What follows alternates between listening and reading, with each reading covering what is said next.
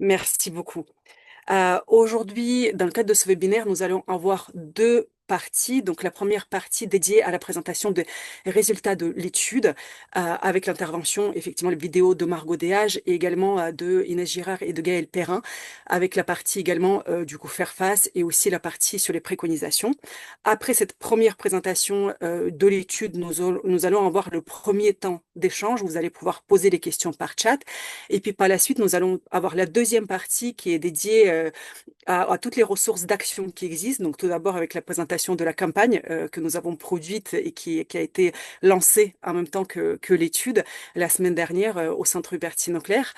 Et puis par la suite, nous allons aussi présenter d'autres ressources du centre et aussi des partenaires. Donc ça sera aussi une partie voilà, énergisante sur aussi tous les moyens d'action, voilà, pour reprendre aussi ce pouvoir d'action face aux chiffres quand même très impactants que nous allons présenter dans la première partie. Peut-être tout d'abord, on voudrait vous présenter rapidement le Centre Hubertine Auclair. Vous, pour la plupart, vous nous connaissez, mais c'est important, voilà, peut-être de rappeler que nous sommes une association. Nous sommes un centre francilien de ressources qui agit en faveur de l'égalité entre les femmes et les hommes et la lutte contre le continuum des violences et cyberviolences de genre, à travers notamment voilà, deux pôles thématiques qui existent au centre, le pôle égalité et l'Observatoire régional des violences faites aux femmes, avec aussi voilà, d'autres pôles et d'autres collègues avec qui on agit sur ces sujets. Donc, le Centre Hubertine Auclair, on est organisme associé de la région Île-de-France. Donc, notre action, elle porte en particulier sur la région Île-de-France, mais toutes nos ressources sont accessibles aux professionnels de tous les territoires. Nos ressources sont téléchargeables sur notre site et vous pouvez également les commander, notamment voilà, pour tout ce qui est outils de la campagne. Ça peut être aussi commandé de tous les territoires avec aussi voilà, juste les frais de port qui vont être nécessaires à régler. Mais en tout cas, sachez que nos ressources sont accessibles sur tous les territoires et donc n'hésitez pas à vous en saisir et à les diffuser dans vos réseaux. On porte ces actions avec nos membres. Aujourd'hui, au Centre Hubertine Auclair, on compte 300 membres, parmi lesquels les associations, les collectivités territoriales, pardon, et les syndicats investis sur ces questions. Donc, vous trouverez plus d'informations sur notre site internet, notamment aussi dans l'outil spécifique que nous avons, l'Égalitech, où nous recensons toutes les ressources et du centre et aussi bien des partenaires. Alors, avant de peut-être de commencer la présentation de l'étude plus en particulier, on voudrait effectivement peut-être euh, poser voilà, peut-être un cadre aussi dans lequel s'inscrit cette étude. Et notamment en tant que responsable de l'Observatoire régional des violences faites aux femmes, c'est important de dire au regard de 12 années du fonctionnement de l'Observatoire, le côté particulièrement novateur de cette étude. Novateur pour l'Observatoire, mais aussi pour tous les travaux sur la lutte contre les violences sexistes et sexuelles et aussi sur les enquêtes de victimation à milieu scolaire. Cette étude, elle est notamment novatrice parce qu'elle élargit notre compréhension du continuum des violences sexistes, sexuelles et LGBT-phobes. La notion du continuum, elle est centrale pour comprendre le volet systémique de ces violences.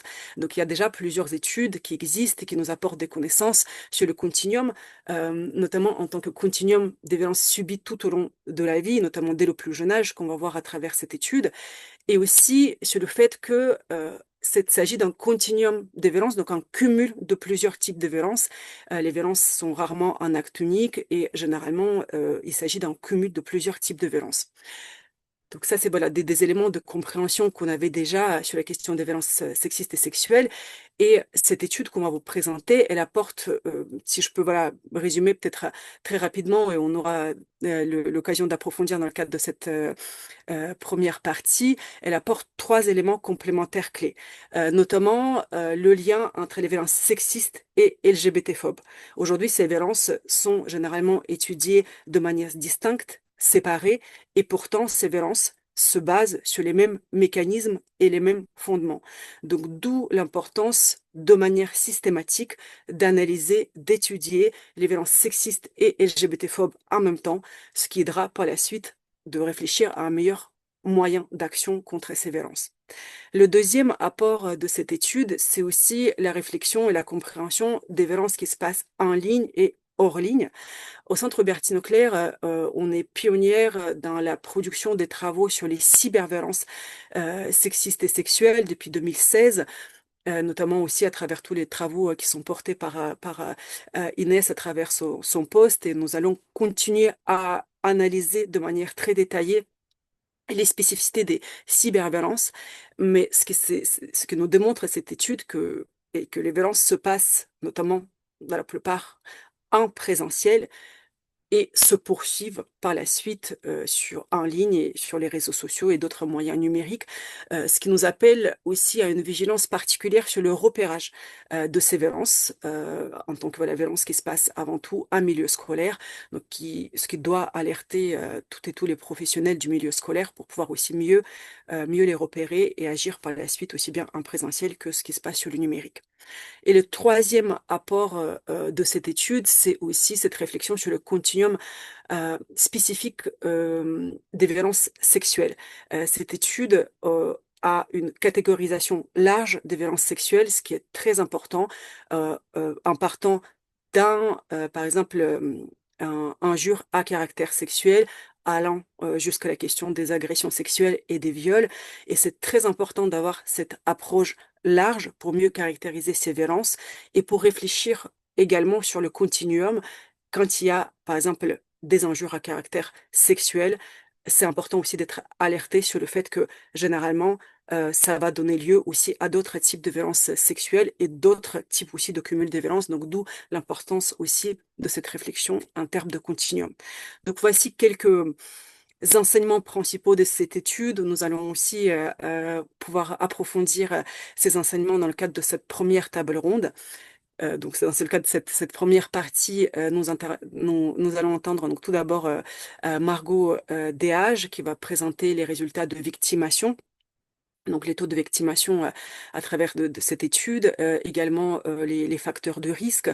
Par la suite, nous entendrons Inès Girard qui va présenter la partie faire face et Gaël Perran qui va présenter la partie préconisation. Euh, Avant de pouvoir vous présenter les taux de victimation, il est particulièrement important pour nous de souligner que les chiffres qu'on va vous présenter, il s'agit des chiffres impactants avec des taux de victimation importants. Et on sait que ça peut faire référence à des vécus difficiles dans la sphère professionnelle, dans la sphère aussi privée. Et on voudrait souligner le fait que quand on parle des violences, voilà, c'est important aussi quand on entend ces chiffres importants, c'est important aussi de se dire que si vous avez besoin à un moment donné de connecter, d'aller prendre de l'air, de respirer, c'est tout à fait OK de partir, de revenir. Donc vraiment, le webinaire permet de faire cette petite pause et voilà, de repartir et de revenir. Donc n'hésitez pas. Et sachez également on va vous présenter dans la deuxième partie de ce webinaire des contacts des associations, des contacts ressources que vous pouvez aussi solliciter après le webinaire si vous avez besoin de l'aide, vous, et aussi les communiquer dans vos réseaux et auprès aussi des élèves concernés. Vous voyez ici sur cet écran une affiche aussi avec les numéros d'écoute, donc bien évidemment le 3919 qui est un numéro d'écoute national sur toutes les formes de violence, le numéro 3018 qui va être un numéro spécifique pour les élèves et également le chat de l'association En Avant Toutes spécialisée sur la lutte contre les violences sexistes et sexuelles et LGBT-phobes que vous pouvez aussi contacter et avec aussi une nouveauté qu'on va vous présenter tout à l'heure sur là aussi la possibilité d'avoir des rendez-vous en visio. Donc voilà, sans tarder, je transmets du coup peut-être Maxime, est-ce que tu pourrais lancer la vidéo pour, en fait, là on va entendre donc Margot Déage, qui est sociologue, qui est la directrice scientifique de cette étude et qui va présenter les principaux résultats.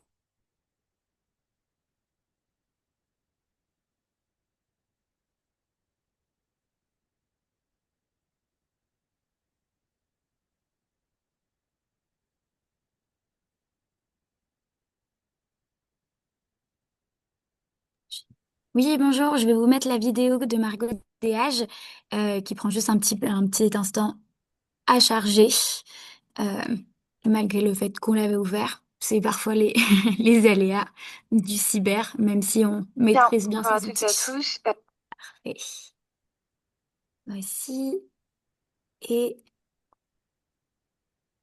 dans un instant, vous allez normalement pouvoir voir Margot la vidéo. Est-ce que tout fonctionne?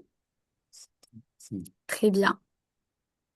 Pour commencer, je tiens à m'excuser de ne pas avoir pu être présente avec vous en direct pour ce webinaire. Je suis retenue par d'autres obligations. Et je tiens à renouveler aussi mes remerciements à destination du Centre Hubertine Auclair et de toutes les personnes qui ont accompagné cette étude. Voilà, je trouve qu'on a bien cheminé ensemble autour de cette question des cyberviolences de genre. Et voilà, merci vraiment d'avoir rendu ce travail possible. Donc, le concept de cyberviolence de genre que nous avons retenu dans cette étude, il est tiré des recherches féministes et il a été repris à partir des années 90 par des instances internationales telles que les Nations Unies. Donc, notre acception de la notion de genre, elle est volontairement large pour tenir en compte les discriminations liées à la diversité des identités de genre et des orientations sexuelles. Donc, ainsi, grâce à ce concept, on peut étudier non seulement le sexisme, mais aussi les LGBT+ phobies. Donc, ce que nous cherchions à expliquer, c'était les variations d'intensité du continuum de violence auquel les élèves sont exposés en fonction de la place qu'ils occupent dans l'ordre du genre. Alors, l'ordre du genre, c'est un système de normes, de valeurs, un ensemble d'attentes qui est encore majoritaire dans notre société, euh, dans lequel les appartenances de genre, elles sont conçues comme binaires uniquement, soit féminin, soit masculin, et dans lequel le masculin est considéré comme dominant sur le féminin. Donc, euh,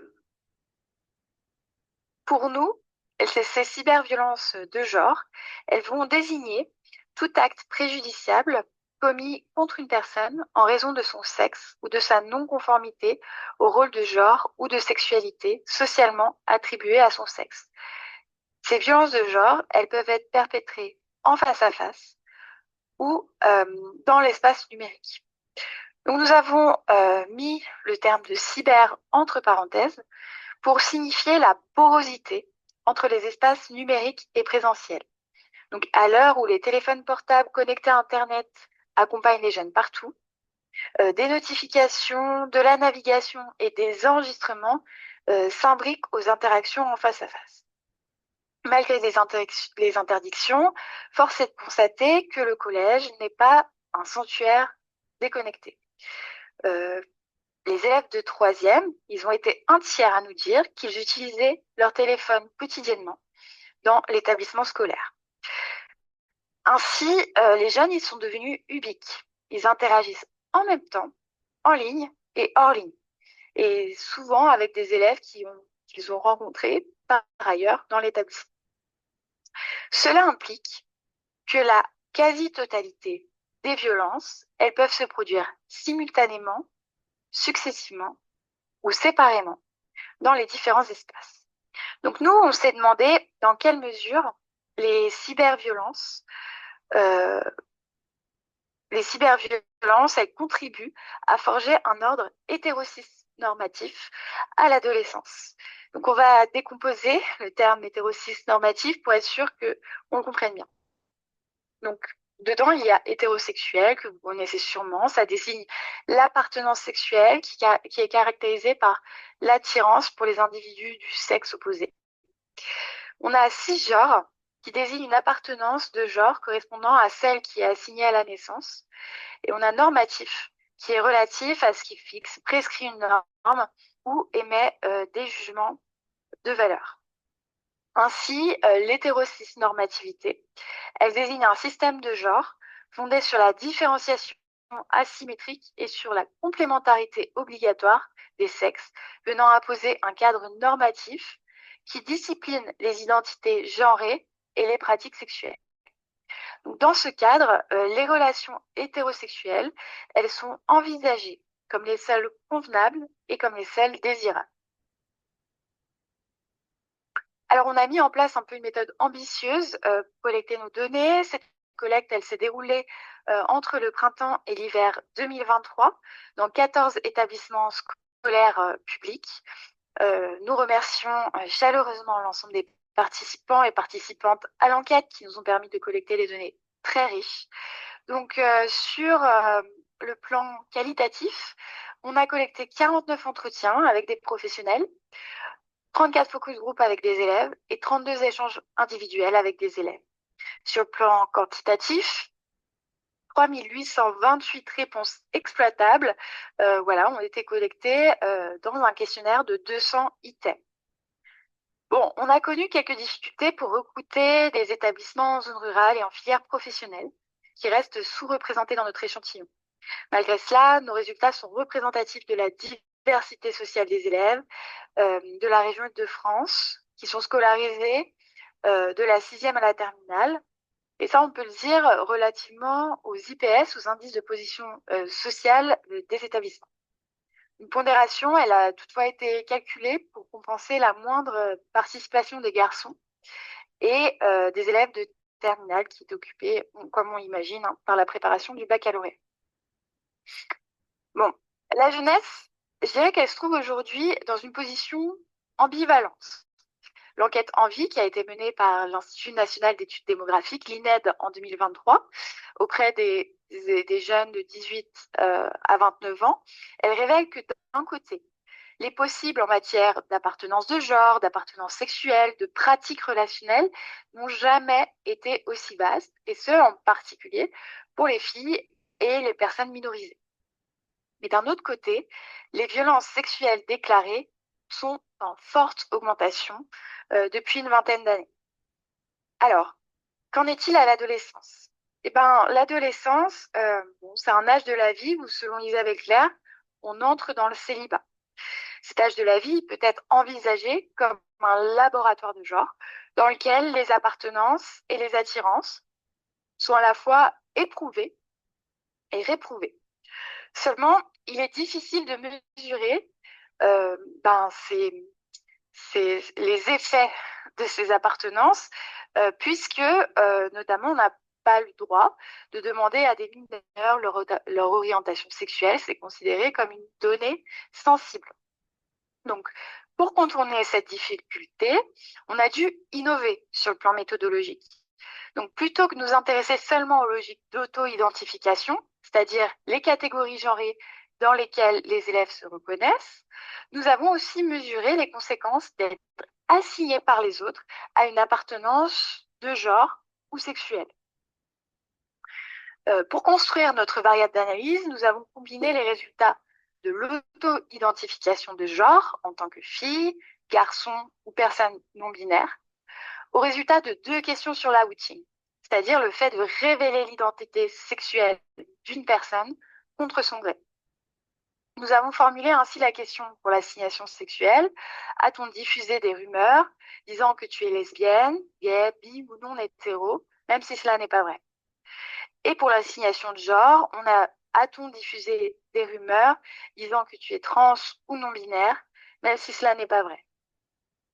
Les élèves qui répondaient oui ont été considérés comme assignés LGBT+ par les autres. Bon, face à la multitude des sigles désormais en usage, nous avons retenu le sigle LGBT+ pour désigner les personnes assignées lesbiennes, gays, bisexuelles, transgenres, et tout en incluant d'autres appartenances qui ne seraient ni binaires ni hétérosexuelles. Cette méthode, elle permet de prendre en compte, en particulier, les cyberviolences de genre qui touchent même les élèves qui n'ont jamais entendu parler de genre ou de sexualité. Donc là, on a le témoignage d'Ania, qui est une élève de 3e, qui a été assignée lesbienne et qui a subi un ensemble de violences. Donc elle nous dit, c'est en 5e, un peu cette année, un peu tout le temps. Ça ressort des fois. Je ne sais pas qui a lancé la rumeur. Ça disait que j'avais embrassé une fille. En 5e, c'était compliqué parce que j'avais jamais entendu parler de tout ça. C'était grave bizarre. Et en plus, toutes mes copines proches qui étaient sûres de ça. Elles avaient peur que je tombe amoureuse d'elles. Alors, au contraire, c'était traumatisant cette semaine. Je me suis un peu débarrassée de toutes ces amies et je m'en suis fait des nouvelles. Mais la rumeur, elle est toujours là. Puis tout au long du collège, j'ai des copines qui ont arrêté de me parler, du jour au lendemain. J'ai jamais su pourquoi. Je pense que ça ne m'aurait pas marqué autant si on avait dit que j'avais embrassé un garçon. Donc là, on voit bien que même si elle savait pas ce que c'était que lesbienne, eh bien, elle a quand même subi des violences autour de ça à cause de ça. D'où l'importance euh, d'une éducation relationnelle assez précoce. Donc, nous, ce qu'on a voulu savoir, c'était quels étaient les effets de ces assignations sur le risque de violence. Donc, on a mené une enquête dite de victimation. C'est-à-dire qu'on a demandé dans un questionnaire si les élèves estimaient qu'ils avaient subi des violences au cours de l'année scolaire. Mais des violences, on savait que c'était des violences parce qu'on leur demandait à chaque fois si si c'était quelque chose qui les dérangeait, qui leur portait préjudice, qui leur faisait mal, etc. C'était vraiment des choses qui étaient considérées par eux comme des violences. Donc dans notre recherche, les victimations, elles ont été classées selon trois grandes catégories: les violences sexuelles, les violences psychologiques et les violences physiques. Et on a créé 10 sous-catégories inspirées, en particulier pour les violences sexuelles, de la nomenclature pénale, comme les outrages ou les agressions. Pour nous, c'était une manière de réagir à la banalisation de ces faits à l'école. Par exemple, quand on parle des baisers volés, on s'imagine rarement que pénalement, ça peut être considéré comme une agression sexuelle. Donc, à des fins de comparaison, on a retenu 18%, on a 18% 18 questions qui ont été reprises des enquêtes de victimation qui sont produites par le département statistique du ministère de l'Éducation nationale. Vous pouvez les voir en blanc dans la colonne euh, tout à droite. Et donc, c'est des questions qui portent principalement sur les victimations physiques et les victimations psychologiques. 3 questions sur les violences sexuelles qui étaient déjà posées dans l'enquête cybersexisme de 2016 ont été ajoutées. On les voit en bleu. Elles portaient sur les mimes sexuels, les propos sexuels imposés et la réalisation forcée d'images sexuelles. Enfin, on a fait un important travail de la revue de la littérature qui nous a permis de proposer des mesures inédites sur les violences sexuelles, donc en rose, comme la sextorsion, le vol et le montage d'images intimes, mais aussi sur les violences psychologiques, telles que le ghosting, le stalking, les incitations au suicide, ainsi que sur les violences physiques, comme les challenges ou les raids. Donc tout ça, on a mis un glossaire à la fin de l'étude où on définit bien les termes afin de mieux les comprendre. Et quand les élèves déclaraient avoir été ciblés, eh bien, des questions complémentaires leur étaient adressées sur les auteurs et les lieux pour pouvoir mieux caractériser les faits. Alors, dans ma thèse de doctorat, j'avais remarqué à quel point le traitement actuel des violences à travers focalisé en fait sur ces questions de harcèlement, elle contribue à invisibiliser systématiquement les violences sexuelles dans les établissements scolaires et plus généralement les cyberviolences de genre. Pourtant, notre étude, elle révèle que 43% des élèves déclarent avoir subi au moins une violence sexuelle au cours de l'année. Les filles sont 48% à avoir été ciblées contre 38% des garçons et 41% des personnes non binaires. L'assignation LGBT+, augmente l'exposition aux violences, en particulier pour les filles assignées LGBT+, qui sont 78% à déclarer au moins une victimisation sexuelle, contre 69% des garçons assignés LGBT+. Parmi les violences sexuelles, on compte 17% d'élèves cibles d'agressions sexuelles, avec des taux qui s'élèvent à 36% pour les filles assignées LGBT+, et 31% pour des garçons assignés LGBT+. Par ailleurs, 7% des élèves ont subi au moins une atteinte à l'image intime, dont 19% des garçons assignés, des filles assignées LGBT+, et 21% de garçons assignés LGBT+. Sur le plan des violences psychologiques, 78% des élèves ont subi au moins une violence psychologique au cours de l'année. Donc c'est la forme de violence la plus fréquente dans les établissements scolaires.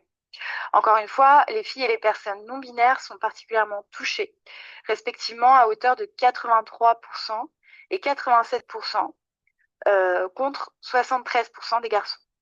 Les élèves qui sont assignés LGBT+, en échappent rarement, puisque 97% des filles assignées LGBT+, 93% des garçons assignés LGBT+, déclarent avoir été pris pour cible. Parmi les violences psychologiques, on constate que l'exclusion concerne particulièrement les filles, qui sont 44% à s'être senties exclues, contre 21% des garçons. Là encore, les élèves assignés LGBT+, sont davantage ostracisés, en particulier les filles assignées LBT+, dont 67% déclarent avoir fait l'expérience d'exclusion, contre 53% des garçons assignés GBT+. Quant aux incitations au suicide, elles concernent 7% de l'ensemble des élèves et elles touchent tout de même 25% des filles assignées LBT+, et 15% des garçons assignés GBT+. Enfin, sur le plan des violences physiques, 61% des élèves déclarent avoir été pris pour cible au cours de l'année. Les garçons, cette fois, sont les plus concernés à hauteur de 62%, mais les filles, qui l'étalonnent de 3 points de pourcentage, eh bien, sont loin d'être épargnées. Quant aux élèves assignés LGBT+, une fois encore, ils sont davantage ciblés que les autres. 86% des filles assignées LBT+, et 88% des garçons assignés GBT+, déclarent au moins une victimation physique. Ces derniers sont également les premiers visés par les attaques les plus violentes, telles que les blessures par arme, qui concernent près d'un élève assigné LGBT+, sur 5, ou encore les lynchages organisés, qui en touchent près d'un sur 10. Tous ces résultats nous forcent à constater l'existence d'un double standard d'exposition aux violences, avec des filles et des personnes minorisées qui sont massivement concernées par les cyberviolences sexuelles et psychologiques, largement invisibilisées dans les établissements, et des garçons qui sont plutôt, un peu plus que les filles, vulnérables aux cyberviolences physiques. Alors, si les espaces numériques et présentiels sont poreux, on constate quand même que l'épicentre des violences reste l'école. Donc la majorité des cyberviolences se produisent dans les établissements scolaires, ce qui veut dire que toute politique, par exemple, d'éradication des téléphones au sein des établissements scolaires ne suffirait en aucun cas à éradiquer la violence au sein des établissements scolaires. La deuxième chose, c'est que les violences, elles peuvent circuler entre les espaces numériques et présentiels. Donc, d'une part, les violences qu'on s'imagine cyber, par essence, eh ben, elles se prolongent aussi dans l'établissement. Par exemple, la divulgation d'images intimes, l'usurpation d'identité, le happy slapping, eh ben, il se propage en dehors d'Internet via de la consultation collective d'écran ou via des rumeurs, par exemple. Et d'autre part, eh bien, les outils numériques, ils permettent la prolifération de certaines violences qui leur préexistent. Donc, notamment, en particulier, les incitations au suicide, le stalking, les lynchages organisés. Et tout ça, en fait, c'est favorisé à la fois par des effets de désinhibition, donc des effets de libération des paroles toxiques derrière les écrans, mais aussi des effets d'engrenage collectif et de viralité privée. La deuxième chose qu'on constate, c'est que les agresseurs, ces violences, elles sont plus souvent perpétrées par des mineurs et en particulier par des garçons. Donc la majorité des violences sont l'œuvre d'élèves. Quand les adultes de l'établissement sont mentionnés comme auteurs, c'est avant tout dans le cadre de violences psychologiques, pour des humiliations, pour des insultes ou des moqueries. Ils ne dépassent jamais 10% des auteurs. Les auteurs de ces violences, c'est aussi, surtout, des garçons. Et la proportion d'auteurs masculins, eh bien, elle est particulièrement élevée en ce qui concerne les violences sexuelles. Bon, ça, c'est pas une surprise, c'est confirmé par beaucoup d'autres recherches. Et en ce qui concerne les filles, eh bien, elles sont plus souvent désignées responsables des agressions relationnelles, en particulier en ligne, comme le ghosting ou l'usurpation d'identité. Alors, l'exposition à ce continuum de violence, elle varie en intensité selon les appartenances genrées et sexuelles. En examinant le nombre médian de victimations subies au cours de l'année, c'est-à-dire le nombre de victimations déclarées par au moins 50% de la population, eh bien on observe des différences significatives. Le nombre médian de victimations est de 16 pour les filles assignées LBT+, et de 13 pour les garçons assignés LGBT+. C'est vraiment beaucoup. Quand le nombre médian est de 6 pour les filles, non assignés et de 4 pour les garçons. En somme, ce qu'on voit là, c'est que les élèves assignés LGBT+, ils sont plus vulnérables à toutes les formes de violence.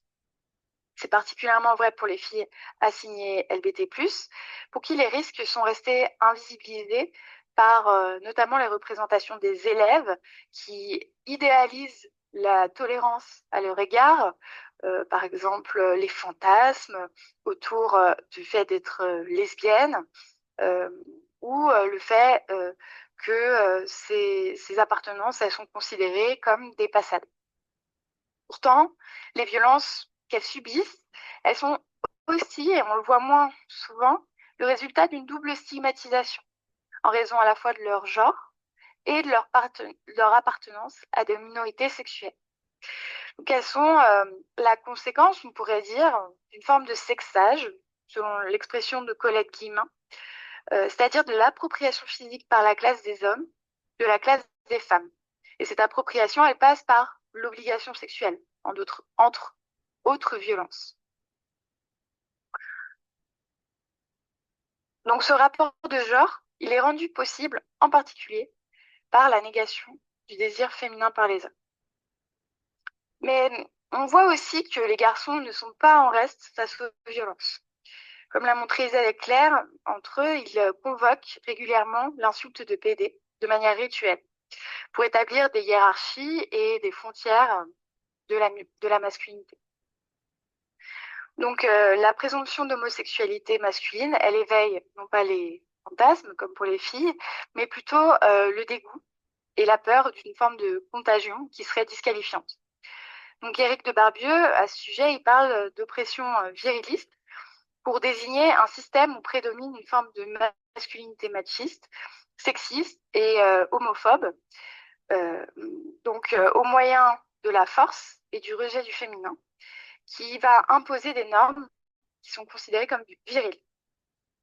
Ainsi, la conquête de sa place dans les groupes de garçons, elle se fait en opposition aux faibles et aux efféminés, contre lesquels eh bien, la violence est un moyen de prouver sa supériorité.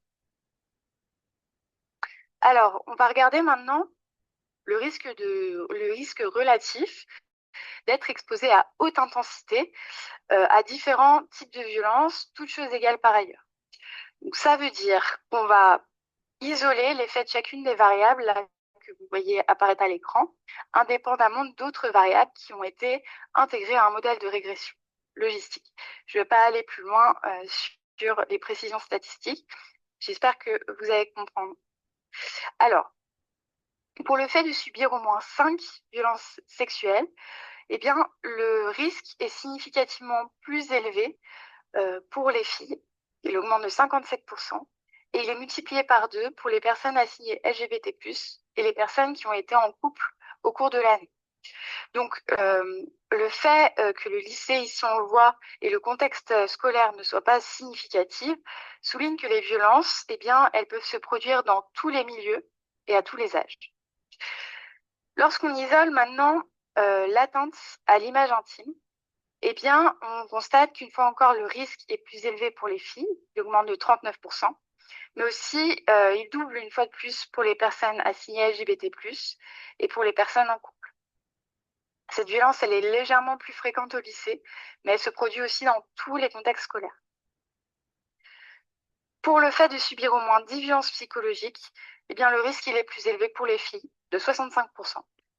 Et il est multiplié par 2 pour les personnes assignées LGBT+, et il augmente de 65% pour les personnes qui ont été en couple au cours de l'année. Donc ces violences, elles sont légèrement plus fréquentes au collège, mais elles surviennent aussi indépendamment du contexte scolaire. Elles sont partout. Enfin, le fait de subir au moins 5 violences physiques au cours de l'année, eh bien, il est plus à risque légèrement pour les garçons, il augmente de 28%, et il est multiplié par 2 pour les personnes qui ont été en couple au cours de l'année, et il augmente voilà, de 84% pour les personnes qui sont assignées à LGBT+. Donc ces violences, elles sont aussi plus fréquentes au collège, mais là encore, elles existent dans tous les contextes scolaires. L'assignation LGBT+, eh bien, c'est le premier facteur de risque d'exposition à des cyberviolences de genre. Ces violences à l'encontre des élèves suspectés de transgresser l'ordre hétérocis normatif ou la menace que ces violences pourraient advenir agissent comme une forme de police de genre, c'est-à-dire comme une forme de contrôle social qui vient entretenir la binarité de genre, la domination masculine, et qui présente le couple comme seul horizon relationnel acceptable. La mise en couple, et ça c'est paradoxal par rapport à ce que je vous viens de dire, c'est le deuxième facteur d'exposition à des cyberviolences de genre.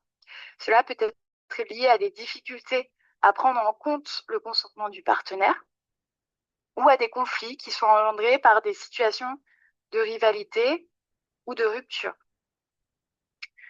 Enfin, le fait d'être une fille, c'est le troisième facteur de risque, particulièrement pour le fait de subir des violences sexuelles ou du harcèlement moral. Ces violences qui engendrent le plus de mal-être, elles passent souvent inaperçues dans les établissements scolaires, alors que les violences physiques auxquelles les garçons sont légèrement plus exposés sont mieux prises en charge par l'institution. Enfin, toutes les formes de cyberviolence de genre, elles sont présentes à la fois au collège et au lycée. Et le contexte socio-scolaire de l'établissement n'a pas d'effet significatif. Donc cela indique une double nécessité.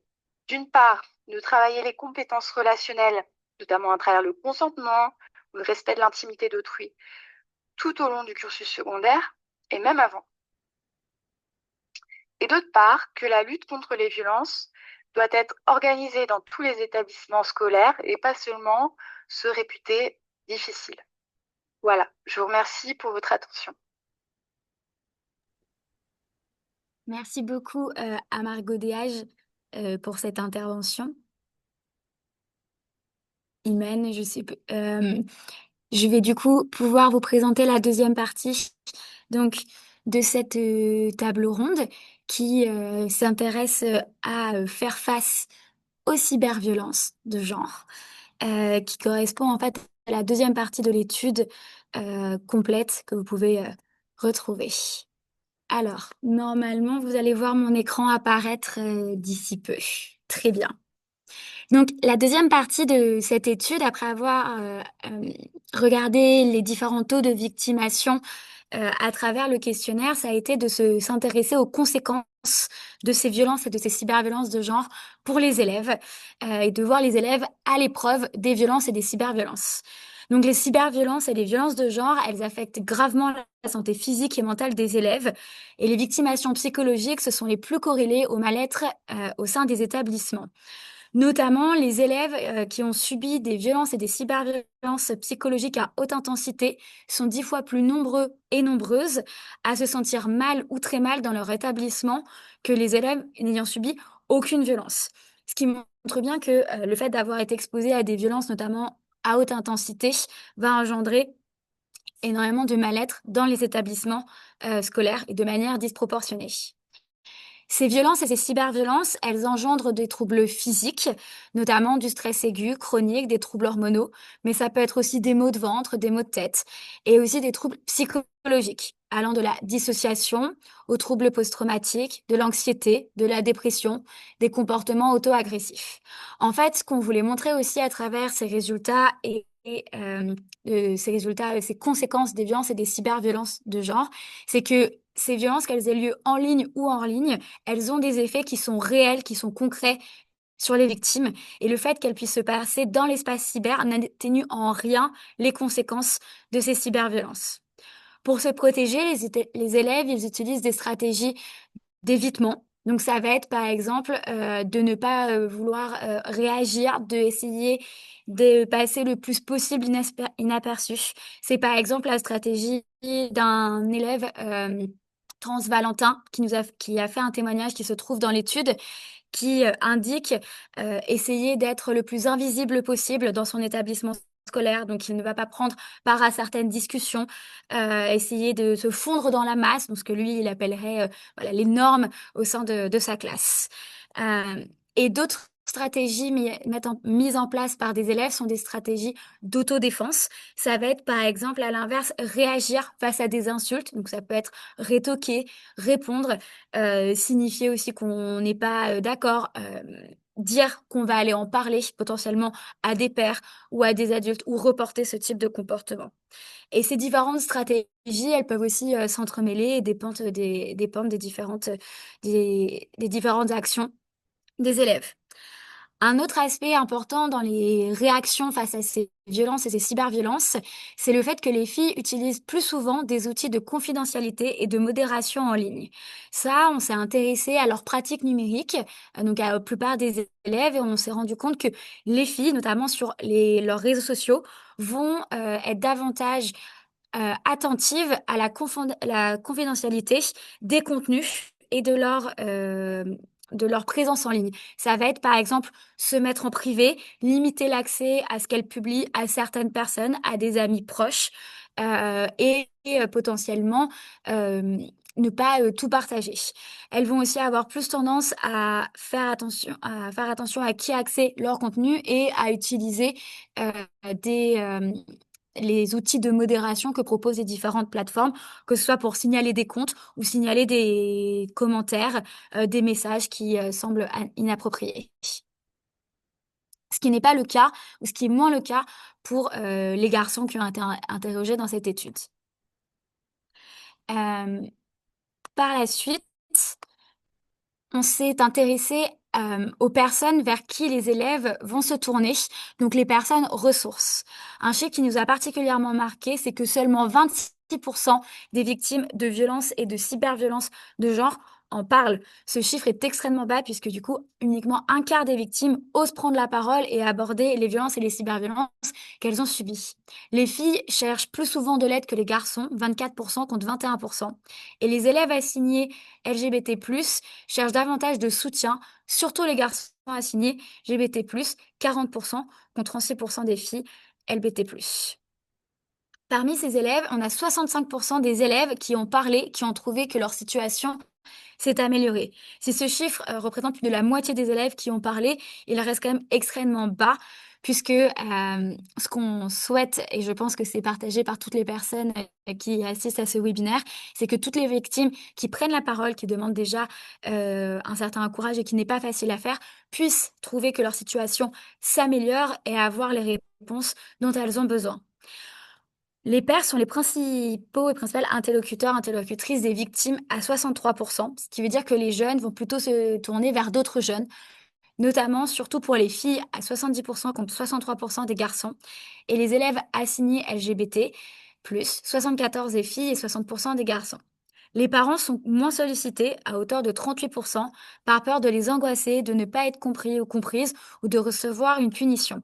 On a eu dans le cadre de cette étude un témoignage d'une élève dont les parents ont été mis au courant de certaines violences et cyberviolences sexuelles qu'elle a subies. Et cette révélation et ce partage aux parents a engendré d'autres formes de violence, et notamment un sentiment de honte et de culpabilité de la victime. Ce qui explique notamment pourquoi est-ce que les jeunes ne se tournent pas en priorité vers les parents et ont tendance à se tourner vers leur père, chez lesquels ils pensent avoir moins ces sentiments de honte ou de culpabilité. Ce qui nous a aussi beaucoup intéressé, c'est, étant donné que ces questions de victimation ont été posées aussi dans le cadre scolaire, c'était de voir les réponses au sein des établissements. Et là aussi, seulement 13% des victimes se tournent vers les adultes de l'école, alors même que ces adultes sont positionnés et sont présentés comme des personnes de confiance, comme des personnes de ressources, notamment en cas de difficulté et en cas de violence ou de cyberviolence. Peu d'élèves vont consulter des professionnels, notamment de santé, à 6%, des forces de l'ordre, 3%, des numéros verts, 1%. Les numéros verts étant les numéros d'aide nationaux, qu'on vous présentera dans la deuxième partie de ce webinaire, ou des juristes à 1%. Ces chiffres très bas montrent que les ressources qui sont mises à disposition pour les élèves sont encore très peu mobilisées par ces élèves et nous avons tout un travail à faire pour les rendre davantage connus et que les élèves puissent davantage les solliciter. 50% des élèves qui ont demandé de l'aide à un ou une adulte de leur établissement scolaire estiment que la situation s'est ensuite améliorée.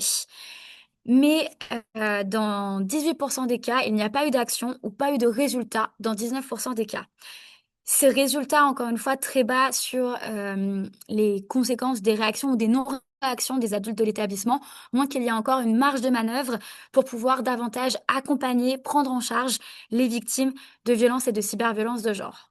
Cela peut être expliqué par une faible connaissance des protocoles des prises en charge des violences et des cyberviolences de genre, qui peut mener donc à l'inaction au sein de l'établissement, en particulier lorsqu'une procédure pénale est engagée. Et donc nous le rappelons encore une fois, les procédures pénales et disciplinaires sont indépendantes, c'est-à-dire qu'il n'y a pas besoin que l'élève porte plainte, donc on engage une décision pénale pour ouvrir une procédure disciplinaire au sein des établissements et inversement. Enfin, les familles sont presque systématiquement prévenues avec un résultat qui n'est pas toujours positif, comme je l'ai présenté il y a quelques instants. Par contre, après que les familles soient prévenues, il y a quand même 16% des victimes qui sont orientées vers le secteur médico-social et 15% vers la police. Ce qui montre aussi qu'il y a un travail donc à faire avec les établissements scolaires, mais aussi avec les familles pour continuer à davantage orienter les victimes de violences et de cyberviolences vers les structures pluriprofessionnelles et adaptées. Ensuite, dans 35% des cas signalés, mènent à des punitions ou à des sanctions. Mais les élèves qui reçoivent celles-ci, surtout donc des personnes LGBT et des garçons, ont le sentiment que c'est injuste et qu'il arrive de recevoir une punition ou une sanction lorsqu'on se défend. C'est notamment le cas pour des élèves qui vont avoir mis en place des stratégies d'autodéfense face aux violences et aux cyberviolences subies. On a vu aussi dans l'étude, et grâce à des travaux d'autres chercheurs et chercheuses, que parfois la punition peut être vue comme une preuve de virilité, comme un rite de passage pour certains garçons qui veulent performer leur virilité, montrer que ils sont des hommes d'après la norme hétéro-cis-sexiste et qui vont donc venir rechercher la punition en commettant des violences et des cyberviolences pour montrer leur appartenance à une certaine virilité qui est celle de la norme. Donc, on s'est aussi beaucoup interrogé sur les questions de punition et des sanctions et la manière donc de prendre en charge les auteurs de violences et de cyberviolences de genre.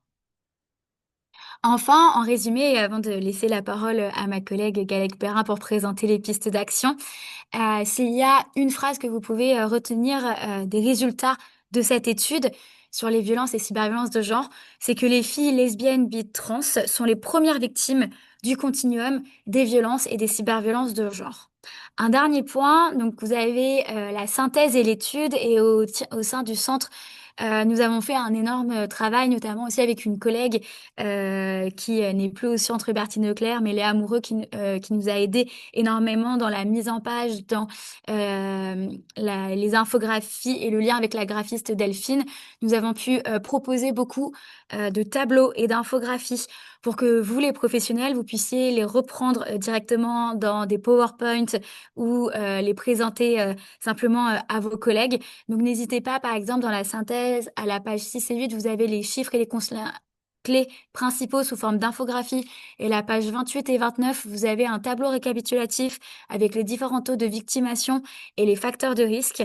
Et nous sommes aussi preneuses de tous les retours pour améliorer la transmission des informations dans nos prochaines études.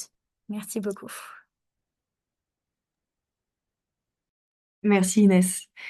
Une fois qu'on a vu tous ces résultats qui sont durs, on se demande forcément qu'est-ce qu'on peut faire. Nous, au centre, on a eu plein d'idées, donc je vais vous présenter maintenant les préconisations qui font partie du rapport, donc qui sont à la fin de l'étude et à la fin de la synthèse que vous pouvez déjà retrouver en ligne sur notre site. Euh, Peut-être d'abord vous dire un mot sur la façon dont ces préconisations ont été élaborées puisque voilà, on a d'abord travaillé sur l'étude donc avec Margot Déage et l'agence de sociologie NCLIC.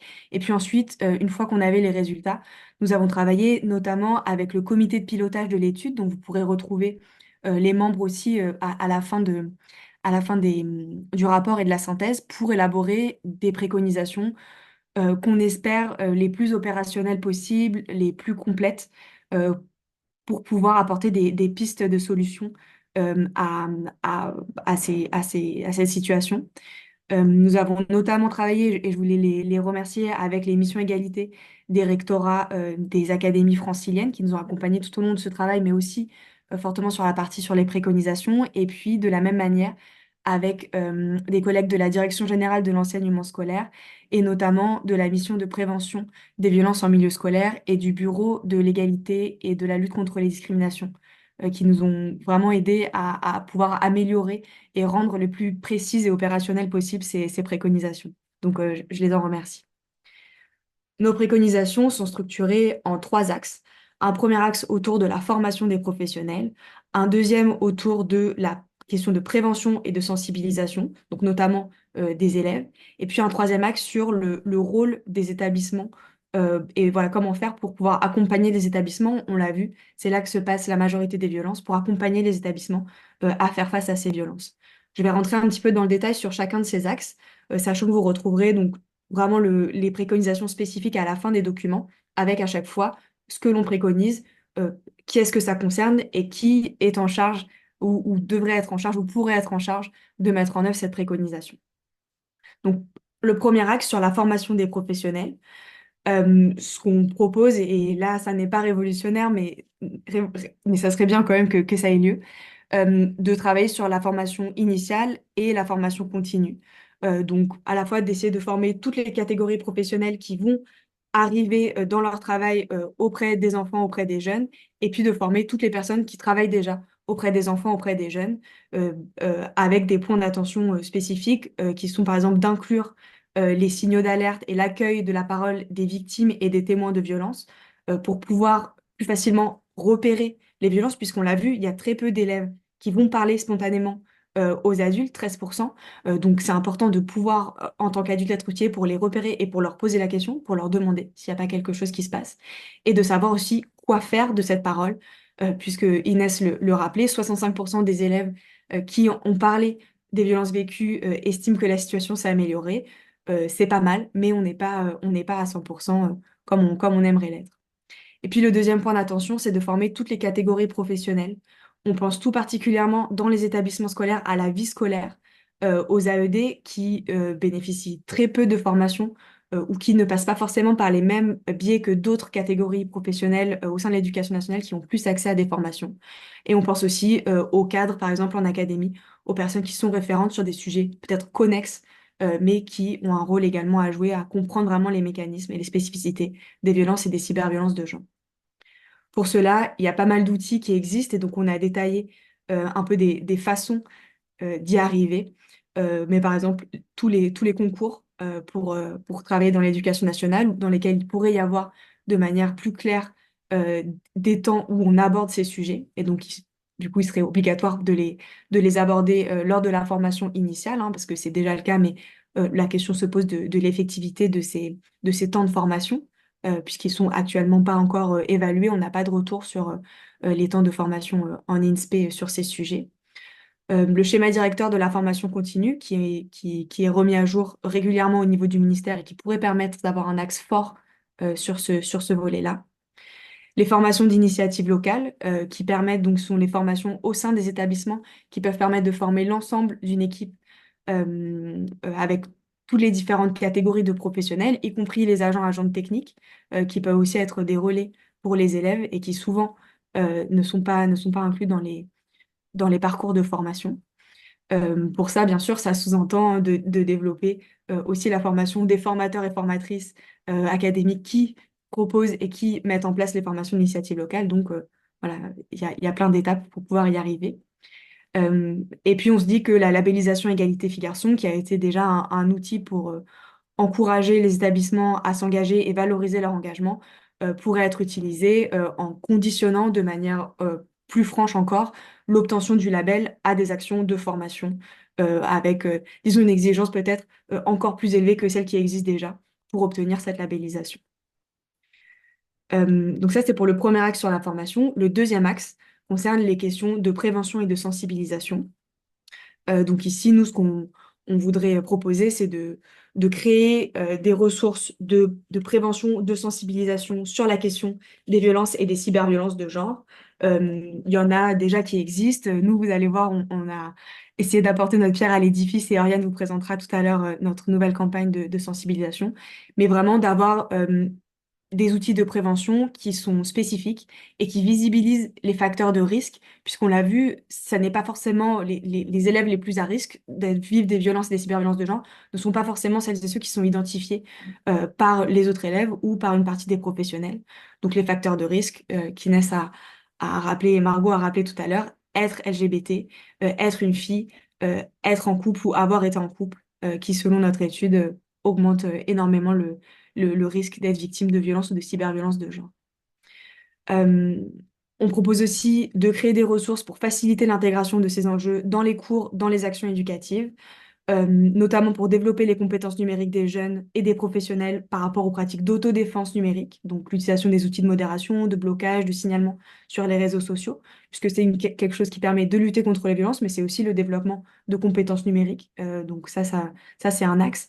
Euh, et aussi de manière plus générale, de continuer à développer des actions par et pour les jeunes, puisqu'on l'a vu, les élèves vont avoir tendance à se tourner en premier lieu vers leur père pour obtenir de l'aide. Et la responsabilité des adultes, c'est de permettre aux jeunes de pouvoir faire ça dans un cadre qui soit protecteur, c'est-à-dire de ne pas faire reposer la charge de la mise en sécurité ou de la protection uniquement sur les élèves quand elle relève bien de la responsabilité de l'institution. Et donc pour ça, par exemple, de créer un guide pour aider les équipes éducatives à travailler avec les jeunes sur ces questions-là dans un cadre qui soit protecteur. Pour faire tout ça, il y a pas mal d'outils qui existent déjà au sein de l'éducation nationale sur lesquels on pourrait s'appuyer. En premier lieu, le programme phare, le programme de lutte contre le harcèlement à l'école, qui lui euh, existe et qui peut permettre, notamment par la formation des élèves qui sont ambassadeurs du programme, etc., de, voilà, d'avoir des focus spécifiques et de vraiment bien intégrer les questions de genre dans ce qui est mené. Les campagnes nationales non au harcèlement. Donc, une de nos préconisations, c'était d'avoir un thème d'une fois d'une campagne qui soit spécifique sur les questions de violence et de cyberviolence de genre. C'est ce qui est arrivé cette année, donc on en est ravis, on y reviendra tout à l'heure. D'avoir une journée de Safer Internet Day qui est un axe spécifique sur la question des violences et des cyberviolences de genre, puisque ce sont la majorité des violences. Et puis, on peut aussi passer par les programmes disciplinaires, les parcours éducatifs, parcours avenir, parcours citoyen, les labels. Je parlais tout à l'heure du label Égalité filles-garçons, mais aussi le label, par exemple, Édu Santé, puisque Inès le rappelait, les violences ont des conséquences très importantes sur la santé des jeunes, ou le label Développement durable, puisque les questions d'égalité de genre sont un des objectifs de développement durable. Enfin, le dernier outil peut-être sur lequel on peut s'appuyer, c'est le déploiement des programmes EVAR et VARS, puisque tout ça est évidemment très fortement relié. Euh, et puis, voilà, d'avoir des moyens financiers pour pouvoir mettre en place des actions dans ce sens. Notre troisième axe de préconisation est autour du rôle des établissements scolaires dans la prévention et dans la lutte et dans la prise en charge des violences et des cyberviolences de genre. Donc là, on l'a séparé en trois sous-parties. La première, donc, c'est d'affirmer le rôle des établissements scolaires et de la communauté éducative dans ce travail, et de l'affirmer, de le réaffirmer, mais aussi de pouvoir outiller les professionnels là-dessus. Donc là, on propose en fait différentes choses, à la fois de rendre visible de manière plus claire les violences qui ont lieu dans les établissements scolaires, donc notamment de renforcer les enquêtes de climat scolaire au prisme du genre. Margot Déage le mentionnait tout à l'heure, dans notre questionnaire, on a repris certaines questions qui existent déjà dans les enquêtes de climat scolaire qui sont menées par le ministère de l'Éducation nationale, mais on a aussi ajouté beaucoup de questions, notamment sur la question des violences sexuelles, qui sinon sont euh, euh, assez, assez peu questionnées à notre sens dans ces enquêtes.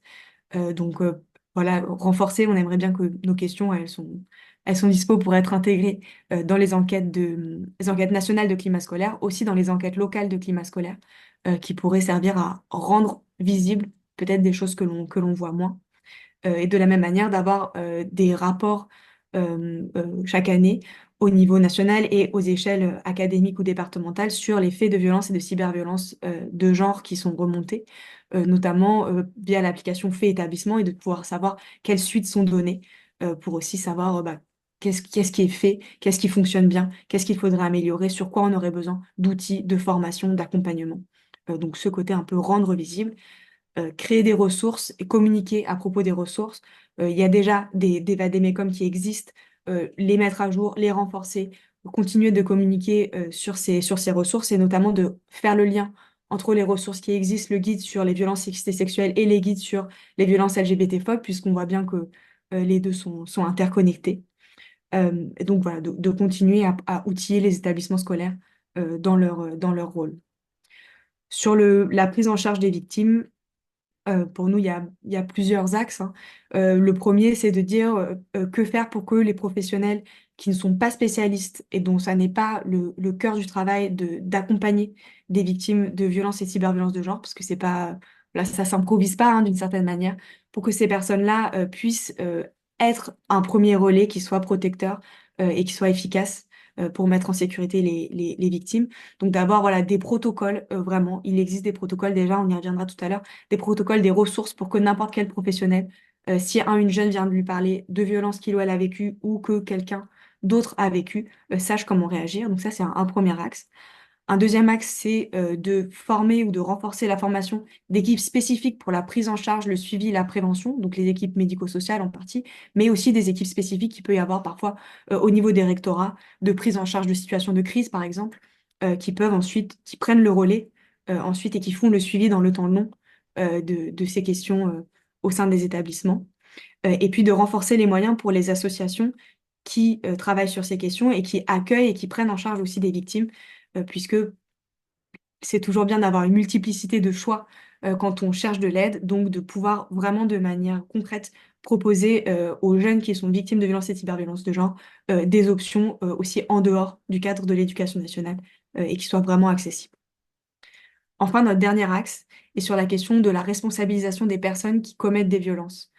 Euh, pour nous, c'était important de, d'avoir cet axe dans le rapport, puisque toutes ces violences, il y en a énormément. Il y a des élèves qui les commettent. Donc, on a des données sur les élèves qui commettent ces violences. Mais la question se pose de comment on fait, qu'est-ce qu'on fait une fois qu'on fait ce constat, comment faire pour que ces jeunes personnes qui sont en train de se construire aussi en tant que futurs adultes ne reproduisent pas ce type de comportement, arrêtent de commettre des violences ou n'en commettent pas si elles n'en ont jamais commis. Euh, et là-dessus, on a l'impression qu'il y a un gros travail encore qui est à faire, un travail collectif, pour pouvoir vraiment outiller les professionnels à agir auprès de ces jeunes. La première chose qu'on rappelle, et Inès l'a rappelé tout à l'heure, qu'il y a un travail à faire de clarification entre les procédures pénales et les procédures disciplinaires qui sont indépendantes, et auprès de toutes les personnes qui sont impliquées dans l'une ou l'autre de ces procédures, hein, de savoir qu'un établissement scolaire peut mettre en place des mesures pour protéger les victimes, pour qu'elles puissent continuer à étudier dans de bonnes conditions, même si euh, la police, par ailleurs, enquête sur des faits. On n'a pas besoin d'attendre la fin des enquêtes, la conclusion, que sais-je, pour pouvoir protéger, puisque c'est ça le but, hein, c'est vraiment de protéger les élèves qui doivent pouvoir continuer à étudier dans de bonnes conditions. Donc, clarifier les rôles et communiquer sur les différents rôles des personnes dans ces chaînes-là. Et puis, travailler de manière plus globale. Donc, on propose de créer un groupe de travail pour mettre en commun, commencer à échanger sur ce qui est fait, pour pouvoir créer des ressources sur la question des sanctions qui seraient adaptées à la gravité des faits et idéalement qui ne reproduiraient pas des schémas où les garçons qui sont la plupart des auteurs iraient chercher la sanction pour sanctionner leur virilité d'une certaine manière. Et puis, travailler aussi sur la question des mesures de responsabilisation qui sont une des alternatives aux sanctions qui sont proposées par l'éducation nationale avec un vade-mecum, mais essayer d'évaluer leur réelle mise en œuvre et leur faisabilité, puisque souvent, ces mesures consistent à demander à des associations d'accueillir des jeunes. Or, très peu d'entre elles peuvent accueillir ces jeunes, ont les moyens de le faire. Donc, vraiment, se poser là-dessus, réfléchir en commun sur ce qu'on pourrait faire auprès de ces jeunes personnes. Voilà, ça fait pas mal de choses et nous, au centre, on reste disponible aussi pour en échanger avec vous. Peut-être que vous avez d'autres idées, peut-être que vous travaillez déjà sur ces sujets. Donc, n'hésitez pas à nous le dire et on va continuer de porter ces préconisations pour que, en espérant qu'elles aient lieu. Voilà. Merci beaucoup Gaëlle, merci beaucoup Inès pour ces présentations et ces éclairages très clairs. Merci beaucoup aussi pour tout le travail mené depuis plusieurs années autour de cette étude. Comme vous avez pu voir, il s'agit d'une étude d'envergure qui a pris 4 ans de travail et c'était un travail aussi très important du côté du Centre Hubertine Auclair. Donc merci en particulier à Gaëlle et à Inès qui étaient là depuis le début et depuis ces nombreuses années autour de cette étude. Nous profitons également de ce moment de présentation pour remercier vivement toutes les personnes du Centre Hubertine Auclair qui étaient engagées dans les processus de cadrage, d'analyse, de réflexion, d'édition autour de cette étude. On tient à remercier en particulier Anna Clara Valla, Aurélie Latourès, Amandine Berton-Schmidt, Léa Moreau et également Iris Guimard-Sibilo qui a aussi participé aux réflexions autour des outils de la campagne qui va vous être présenté tout à l'heure. On remercie également Margot Deage, qui a, en tant que directrice scientifique, qui a construit les analyses, analysé les données en lien avec l'agence Enclic. Nous remercions le comité scientifique, le comité de pilotage de cette étude. Vous trouverez tous les noms à la fin de l'étude. Nous remercions à nouveau vivement les partenaires institutionnels des GESCO, les académies et également voilà, et d'autres institutions qui ont participé aussi à cette étude. Et on tient à remercier aussi vivement à nouveau les élèves qui ont contribué, qui ont partagé leur vécu. Sans les réponses de qui cette étude n'aurait pas été possible. Donc un grand merci également aux élèves et aux établissements mobilisés. On vous propose d'entamer un temps d'échange. Donc, on vous propose de collecter les questions par chat.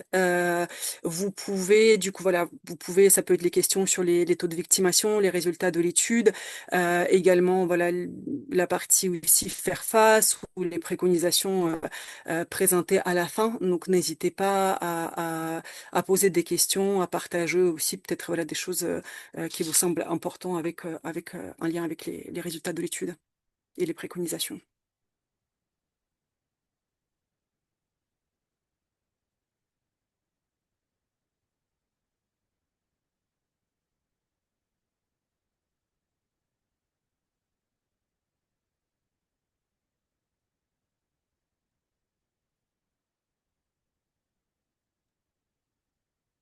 Il y a une main levée, mais je sais pas trop Alors, il y a une main si on peut levée. donner la parole.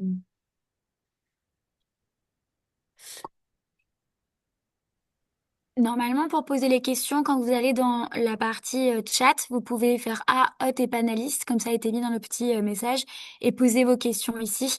De cette manière, les personnes du panel, donc que vous voyez affichées sur le côté de votre écran, pourront lire les questions et y répondre. On vous prévient, enfin, on vous annonce aussi qu'il y aura un deuxième temps d'échange un peu plus long à la fin de tout ce webinaire. Donc, si vous avez des questions qui vous viennent aussi au fur et à mesure, vous pourrez les poser à ce moment-là. Donc effectivement, on a quelques questions qui commencent à arriver dans le chat. Donc la première, lutter contre les cyberviolences est compliqué pour un lycée. Comment l'empêcher? Comment avoir un œil sur ce qui se passe? Nous ne contrôlons pas les réseaux sociaux, donc peut-être c'est important de revenir à nouveau sur ce continuum entre du coup ce qui se passe en présentiel et en distanciel. Donc peut-être Inès, éventuellement tu pourrais répondre à cette question. Euh, et après peut-être il y a aussi la question sur euh, pourquoi en fait revenir, pourquoi les filles sont davantage victimes. Donc en fait la question formulée est d'un point de vue psychologique, pourquoi les filles sont plus sujettes à des violences que les garçons, tendance à se sentir plus coupables, à avoir honte. Donc peut-être c'est important aussi de revenir pourquoi, peut-être voilà sur la question effectivement pourquoi sur les fondements de ces violences sexistes et sexuelles, pourquoi les filles et notamment les filles assignées LBT sont davantage victimes et pourquoi aussi du coup il y a qu'on s'est posé dans la question pourquoi il y a aussi davantage ce sentiment de culpabilité et de honte. Euh, je ne sais pas Alors, si tu, tu souhaites peut-être oui, tout rapporter. à fait. Oui. Je peux apporter un premier élément de réponse et vous pouvez tout à fait compléter. Pour peut-être répondre déjà pour la deuxième, question, enfin la deuxième question, les violences, qu'elles soient sexistes, sexuelles ou même LGBT-phobes, en fait, elles se basent sur des inégalités de genre qui se trouvent dans la société. C'est quelque chose que au Centre Bertine Leclerc, on essaye de rappeler à travers nos études, nos formations, nos sensibilisations. C'est le fait que dans notre société, patriarcale, il existe des inégalités qui sont systémiques, qui se retrouvent systématiquement, qui sont structurelles dans tout type de relations. Et ces inégalités, elles se basent sur des inégalités donc de genre, notamment entre les hommes et les femmes. Et c'est ce terrain-là qui va permettre ensuite le développement des violences, et notamment des violences sexistes, euh, toujours basées sur le genre, puis ensuite des violences sexuelles et des violences LGBTQIA+ phobes. Donc c'est pour ça que les filles sont davantage exposées à ces violences de genre, de par leur genre et de par leur caractère sexiste. Ensuite, sur le fait d'avoir tendance à se sentir plus coupable ou plus avoir honte, quelque chose sur lequel on essaye de travailler beaucoup, c'est la plupart du temps quand les victimes, elles vont témoigner de ce qu'elles ont subi. Parfois, les premières réactions vont être de les surresponsabiliser ou de leur dire, notamment dans le cadre numérique, tu connaissais les risques d'aller en ligne, tu es allé en ligne, tu as partagé des messages, des photos, donc c'est ta faute. Et ça, c'est malheureusement des raisonnements qu'on entend encore et qu'on essaye d'arrêter et de dire qu'en fait une victime n'est jamais responsable des violences qu'elle a subies. C'est toujours la responsabilité de l'auteur et des personnes qui commettent ces violences, même quand ces violences ont lieu aussi en ligne. Et donc, on invite les professionnels, les parents, mais aussi les autres jeunes à ne pas faire culpabiliser les victimes, puisque ce n'est jamais en tout cas leur faute, à ne pas non plus surresponsabiliser les victimes en leur disant ne va plus sur Internet, ne fais plus ci ou ne fais plus ça, puisque on sait en fait que ça ne va pas arrêter les violences et que si on a ce genre de discours, ça va être en fait une deuxième peine pour les victimes qui vont se retrouver coupées, par exemple, si je reprends toujours le lien avec l'espace numérique, de certaines ressources, d'un certain moyen de socialisation, et qu'à l'inverse, il faut plutôt dire aux victimes, je te crois, euh, et les accompagner. Iman, peut-être que tu peux reprendre la première question. Je ne me souviens plus exactement qu'est-ce que c'était. Alors du coup, effectivement, il y avait la question sur le lien, pourquoi en fait ce qui se passe sur les réseaux sociaux, donc peut-être en fait effectivement comment c'est que c'est compliqué de voir ce qui se passe au collège, ce qui se passe sur les réseaux, au lycée, ce qui se passe sur les réseaux sociaux, et donc peut-être à nouveau revenir sur la question du coup du présentiel, que les violences se passent davantage en présentiel et le lien avec ce qui se passe sur les réseaux sociaux. Tout à fait. Donc les violences et les cyberviolences, elles ont majoritairement lieu en présentiel. Et ce que nous a montré l'étude, c'est l'existence donc d'un continuum en ces différents espaces. C'est-à-dire que les violences, elles peuvent commencer dans le présentiel, donc au sein d'établissements scolaires, se poursuivre en ligne ou inversement. Donc on peut partir du principe que les violences et les cyberviolences, elles peuvent avoir lieu donc simultanément. Et si donc, vous voyez des violences au sein de vos établissements, il y a de grandes probabilités pour qu'elles aient aussi lieu en ligne. Ce que montre aussi cette étude avec les chiffres de victimation très importants, et on peut vous partager aussi un autre chiffre, c'est que 85% des élèves déclarent avoir été victimes au moins d'une forme de violence ou de cyberviolence au sein de l'année scolaire. C'est que ces violences et ces cyberviolences sont omniprésentes dans la vie des élèves, et donc notamment aussi au sein des établissements. Et donc, même si vous ne les voyez pas, elles sont présentes. Et c'est pour ça que notamment Gaëlle parlait dans les différentes euh, propositions de préconisation de mettre en place donc, des actions de sensibilisation, des actions de prévention, notamment dans le cadre des programmes EVARS, pour signifier qu'on est formé, qu'on est à l'écoute sur ces questions-là, mais permettre aussi d'échanger avec les élèves sur ces différentes thématiques et donc de pouvoir prévenir ces violences-là et que si jamais elles existent déjà, de pouvoir aussi offrir un cadre sécurisé et sécurisant pour que les élèves puissent en parler.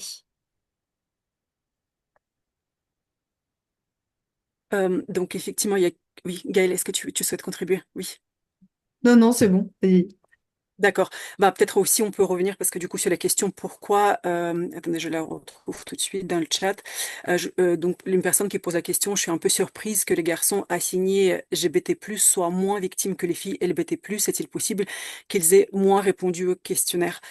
Donc éventuellement, si tu souhaites contribuer à cette question. Oui, alors ils n'ont pas du tout moins répondu au questionnaire. Du coup, Margot, elle l'a pas présenté en détail, mais en fait, déjà, il y avait à peu près autant de filles assignées LBT que de garçons assignés LGBT dans notre échantillon. Et de toute manière, elle a pondéré pour qu'il y ait globalement autant de filles que de garçons, enfin pour que le poids des réponses soit les mêmes. Donc, on peut pas dire qu'il y a moins de filles ou moins de garçons qui ont répondu au questionnaire avec enfin, que les résultats ne peuvent pas du tout refléter ça puisque tout a été bien rééquilibré. Mais par contre, le fait d'être surprise que les garçons assignés LGBT+ soient moins victimes que les filles assignées lesbiennes, bi ou trans, ça, c'est pas du tout étonnant.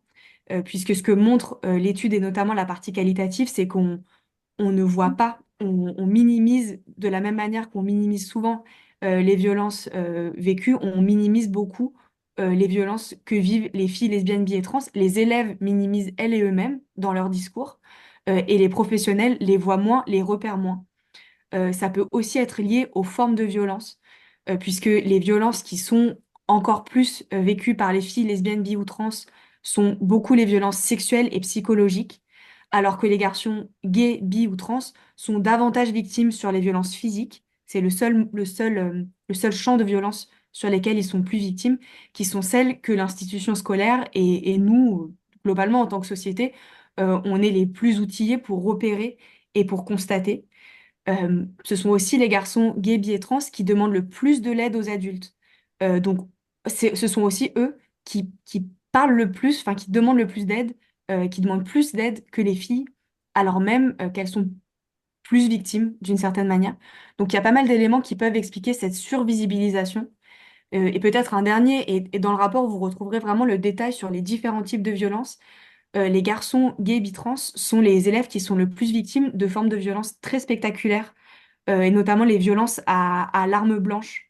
Et donc, qui sont des violences qui sont très, très spectaculaires, qui sont très mémorables et qui marquent aussi nos imaginaires collectifs et qui font qu'on va aussi mieux les voir, mieux s'en souvenir et avoir cette idée que ces élèves sont très victimes de violences. Ce qui est le cas, hein, mais on voit moins les filles lesbiennes, bi et trans qui pourtant sont aussi extrêmement victimes de violences. Et d'un point de vue statistique, plutôt quantitatif, on a vu dans l'étude que les élèves LGBT+ sont les plus exposés à toutes les formes de violence et de cyberviolence à haute intensité, et qu'ensuite ce sont enfin, le troisième facteur de risque le plus important après la mise en couple, c'est le fait d'être une fille, et notamment sur, comme l'a dit Gaëlle, les violences, cyberviolences sexuelles, psychologiques à haute intensité. Donc ça fait sens que ce soit les filles lesbiennes, bi et trans qui soient celles qui soient davantage exposées à ces violences et cyberviolences de genre, puisqu'elles cumulent deux facteurs de risque très importants, qui est le fait d'être une fille et le fait d'être assignée par les autres à une identité LGBT+. Euh, Peut-être que je peux aussi, Iman, il y a eu deux questions un peu sur la question de à quel point les données sont représentatives sur toute la France et comment faire par rapport à des collègues qui diraient pas chez nous, il n'y a pas de violence chez nous, ça concerne d'autres établissements. Donc effectivement, notre étude, elle a été menée sur des établissements scolaires en Île-de-France uniquement.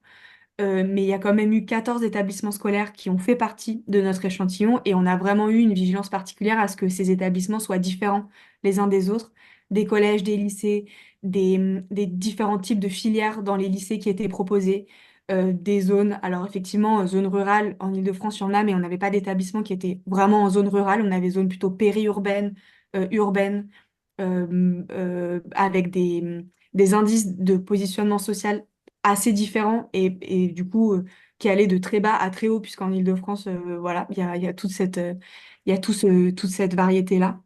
Euh, il y a eu près de 4000 élèves qui ont répondu à l'enquête. Donc ça fait vraiment beaucoup de monde. Du coup, voilà, je pense que ça, c'est quand même quelque chose qui est représentatif et qui peut être extrapolé au niveau national, d'autant qu'on se rend compte qu'il n'y a pas d'effet d'établissement spécifique. On voit pas que dans certains établissements, c'est très différent de d'autres établissements au sein de notre propre échantillon. Donc on peut se dire qu'il y a pas de différence entre les établissements, même des établissements voilà, vraiment très très différents les uns des autres, on n'a pas vu de différence. C'est ce que disait Margot, hein, il y a pas de, ça n'a pas eu d'effet, c'est quelque chose qu'on avait regardé, notamment pour répondre aux questions sur bah, ça ne nous concerne pas, c'est pas chez nous, c'est dans d'autres lieux, c'est dans voilà, d'autres contextes. Donc c'est quelque chose qu'on a regardé et il n'y a pas d'effet. Donc je pense qu'on peut quand même prendre ces chiffres qui par ailleurs sur les... Et oui, et l'autre chose, c'est que sur les questions qui sont en commun avec les questionnaires de victimation de l'éducation nationale, nos chiffres sont comparables. Donc ils sont comparables avec les chiffres nationaux de l'éducation nationale. Donc ça permet aussi de, voilà, de voir que tout ça se ressemble. Merci beaucoup. Concernant les autres questions, du coup, les autres questions font aussi le lien avec la partie agir. Du coup, justement, on a plusieurs ressources à vous effectivement présenter et conseiller, notamment effectivement ici la question comment engager une action au sein de l'établissement, la question de la prévention, la question de comment on fait des signalements, comment on aborde aussi la question des signalements avec les élèves. Donc, effectivement, pour répondre à toutes ces questions, on vous propose de passer à cette deuxième partie du webinaire. J'ai le plaisir de transmettre la parole à notre collègue Oriane Duroche-Barrier pour pouvoir présenter la campagne. Du coup, la campagne qui a été diffusée dans tous les lycées d'Île-de-France et qui est aussi à votre disposition si vous souhaitez la diffuser au sein de vos établissements, même sur d'autres territoires. Donc, et puis par la suite, on présentera d'autres ressources du Centre Hubertine Auclair, d'autres ressources des partenaires, notamment la nouvelle campagne également non au harcèlement de l'éducation nationale et aussi des dispositifs d'aide et d'écoute. Rebonjour tout le monde. Donc je vais vous présenter notre nouvelle campagne de sensibilisation gênant, surtout violent. Donc une campagne qui est très en lien avec l'étude qu'on vous a présentée sur les cyberviolences de genre. Elle est sortie le 6 novembre, donc peut-être que vous avez déjà eu l'occasion de la voir, mais on va revenir un petit peu dessus. Alors, notre campagne, elle a plusieurs objectifs. C'est surtout principalement de faire prendre conscience aux jeunes. Donc, on s'adresse plutôt aux 14-18 ans, mais en réalité, collège, lycée, enfin, elle est très adaptée également pour le collège-lycée. Donc, c'est leur faire prendre conscience de la réalité, de la gravité des cyberviolences de genre, tout en les sensibilisant en tant qu'acteurs et qu'actrices dans cette démarche. Vous allez voir, c'est une campagne qui est très colorée et c'est une campagne typographique. Et on est parti sur le principe qu'on voulait vraiment s'ancrer dans le quotidien et la réalité des jeunes. C'était pas forcément facile de représenter les violences sans les représenter. Donc vous allez voir, on a décidé plutôt de mettre des mots sur les violences que vivent les jeunes. Et on voulait également, bien sûr, montrer le continuum dans l'espace cyber et le non-cyber et montrer les différentes formes de cyberviolence de genre qui reviennent notamment dans l'étude. Alors, donc c'est une campagne typographique aux couleurs très vives. Le but, c'est vraiment de pouvoir interpeller, mais surtout, en fait, de pouvoir nommer et de poser des mots sur ce qu'on nomme les cyberviolences de genre, puisque donc on le sait, pour pouvoir lutter contre les violences, il faut pouvoir mettre des mots dessus, et c'est ce qui permet aussi de sortir de leur banalisation et de pouvoir lutter contre. En réfléchissant un petit peu, on s'est rendu compte donc, que le mot gênant était utilisé pour beaucoup de choses, que ce soit enfin, par nous, mais également par les jeunes, que ce soit en fait des fois des choses qui recouvrent des violences. Et donc par exemple une remarque, une photo, une rumeur, une rupture. Donc on a voulu en fait partir de ce vocabulaire-là pour pouvoir mettre des mots sur les choses vécues. Cette campagne elle nous confronte un petit peu à la banalisation de ces violences, puisque ça nous permet de reconnaître ce qui est grave, de le nommer et donc de pouvoir agir en conséquence. Quand on dit le mot gênant, en fait, on se rend compte que c'est qu'on part d'un sentiment, d'un ressenti qui est déjà peut-être quelque chose de problématique derrière tout ça. Donc c'est pour ça qu'on a mis ce que tu appelles gênant, c'est déjà peut-être une violence et c'est grave. On peut passer à la... Voilà. Alors, en fait, donc ça, c'est donc, on va vous montrer le dispositif global de la campagne. On va commencer par les quatre affiches, parce que c'est ce qui est le plus parlant pour pouvoir un petit peu comprendre l'ADN et l'essence de cette campagne, sachant qu'on a travaillé donc avec une agence de communication qui s'appelle Intrépide, qui a l'habitude de collaborer avec plusieurs associations et ONG féministes. Voilà. Donc, on a une première affiche qui donc avec la phrase «Il a partagé mon nude gênant, surtout violent». Ce que tu ressens comme gênant, c'est du partage non consenti de contenu intime et c'est de la violence. Donc vous allez voir, en fait, à chaque fois, on reprend la même mécanique, c'est-à-dire un petit peu d'une histoire, une situation racontée, avec après vraiment notre slogan gênant, surtout violent, et ensuite un troisième niveau de lecture, plutôt avec la définition, en fait, à partir du ressenti, et donc, encore une fois, mettre un mot sur ce que c'est.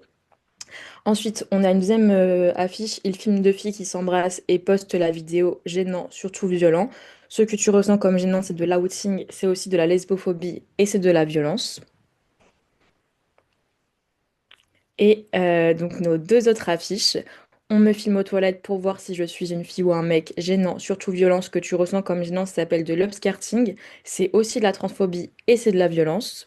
Et notre dernière affiche, ils ont mis mon visage sur une vidéo porno gênant, surtout violent. Ce que tu ressens comme gênant, ça s'appelle un deepfake à caractère sexuel et c'est de la violence. Donc vous pouvez voir qu'on a essayé de mettre en affiche plusieurs violences différentes et également aussi, comme on l'a vu avec l'étude, les personnes qui sont les plus victimes de ces violences. Voilà pour nos affiches. Ensuite, également calqué sur nos anciennes campagnes pour peut-être que vous connaissez, on a un guide donc pour les équipes éducatives et enseignantes, donc ça vous concerne directement. Un guide avec des pistes ressources, vraiment l'idée c'est d'avoir 12 pages vraiment clés en main de qu'est-ce qu'on fait en cas de cyberviolence, comment on apprend à les reconnaître, comment on oriente les victimes et également comment on s'occupe enfin, de la responsabilisation des agresseurs. Voilà, et on a également fait un petit flyer pour les jeunes. Donc pour le coup, c'est vraiment un flyer très synthétique qui oriente en fait les jeunes victimes ou témoins de cyberviolence vers des chats ressources comme par exemple le chat d'en avant toutes ou également des numéros verts. Voilà. Ensuite, pour compléter un petit peu ce dispositif, vous pouvez retrouver tous nos outils sur notre site qui s'appelle gênant-surtout-violent.com. Et en fait, sur ce site, on va retrouver très brièvement les constats de l'étude et on va aussi, en fait, ce qui peut peut-être beaucoup vous intéresser, un quiz en fait interactif. Il y a une dizaine de questions et toujours en fait sur le modèle des affiches. On reprend des situations de cyberviolence et en fait, après, les jeunes, donc soit seuls, soit accompagnés, ça peut se faire de différentes manières. On a essayé d'apporter beaucoup de solutions pour que les jeunes puissent également le faire tout seuls, mais je pense que ça peut être très intéressant de le faire également en classe ou lors de séances dédiées. En fait, donc il y a ces questions et en fait, on doit choisir. Donc là, par exemple, on a mis un petit extrait, il a filmé deux filles qui s'embrassent et a posté la vidéo. Est-ce que c'est pas très sympa, mais c'est pas très grave? Est-ce que c'est de l'outing? Est-ce que c'est de la divulgation de contenu intime? Et ensuite, on apporte une réponse avec toujours la définition, également un petit rappel au cadre légal et en fait, surtout aussi des pistes d'action. Et sur ce site, vous pouvez également retrouver un glossaire des cyberviolences avec une vingtaine de définitions, inspirées également de l'étude sur différents termes qui sont utilisés et qui peuvent permettre de comprendre ce que sont les cyberviolences de genre. Voilà. Ensuite, on va pouvoir vous montrer, pour compléter ce dispositif, on a fait trois vidéos. On a travaillé avec des acteurs et actrices, en fait, parce qu'on s'est dit que c'était important d'être également présent sur les réseaux sociaux. Et peut-être que si vous utilisez TikTok ou les réels sur Instagram, vous êtes familière et familier des vidéos type POV. Donc un petit peu format story time, en fait on témoigne, on raconte une histoire sur quelque chose qu'on a vécu. Et donc nous on a travaillé avec trois acteurs et actrices pour pouvoir en fait sensibiliser directement les jeunes à travers des histoires. On va les regarder. On va pouvoir visionner ensemble une vidéo et on vous laisse explorer d'autres vidéos. Et n'hésitez pas, voilà, à regarder le site de la campagne, explorer les vidéos, les ressources, le guide pédagogique, les flyers pour les jeunes. Donc, tout est à votre disposition.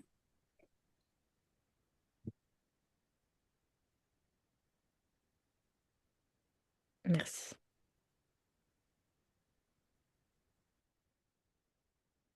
Quelqu'un l'a fait à ma place. Je n'ai pas choisi de faire mon coming out, quelqu'un l'a fait à ma place. Je pensais que c'était gênant, mais en fait c'était très violent. Sans rien dire, il y a quelqu'un de mon lycée qui m'a filmé dans la rue avec ma copine et le soir même la vidéo s'est retrouvée sur les réseaux. Mes vrais amis savaient déjà que j'étais lesbienne, mais pas tout le monde au lycée. J'avais pas envie que ça se sache comme ça, pas envie que ce soit balancé à la vue de tous sans que ce soit ma décision.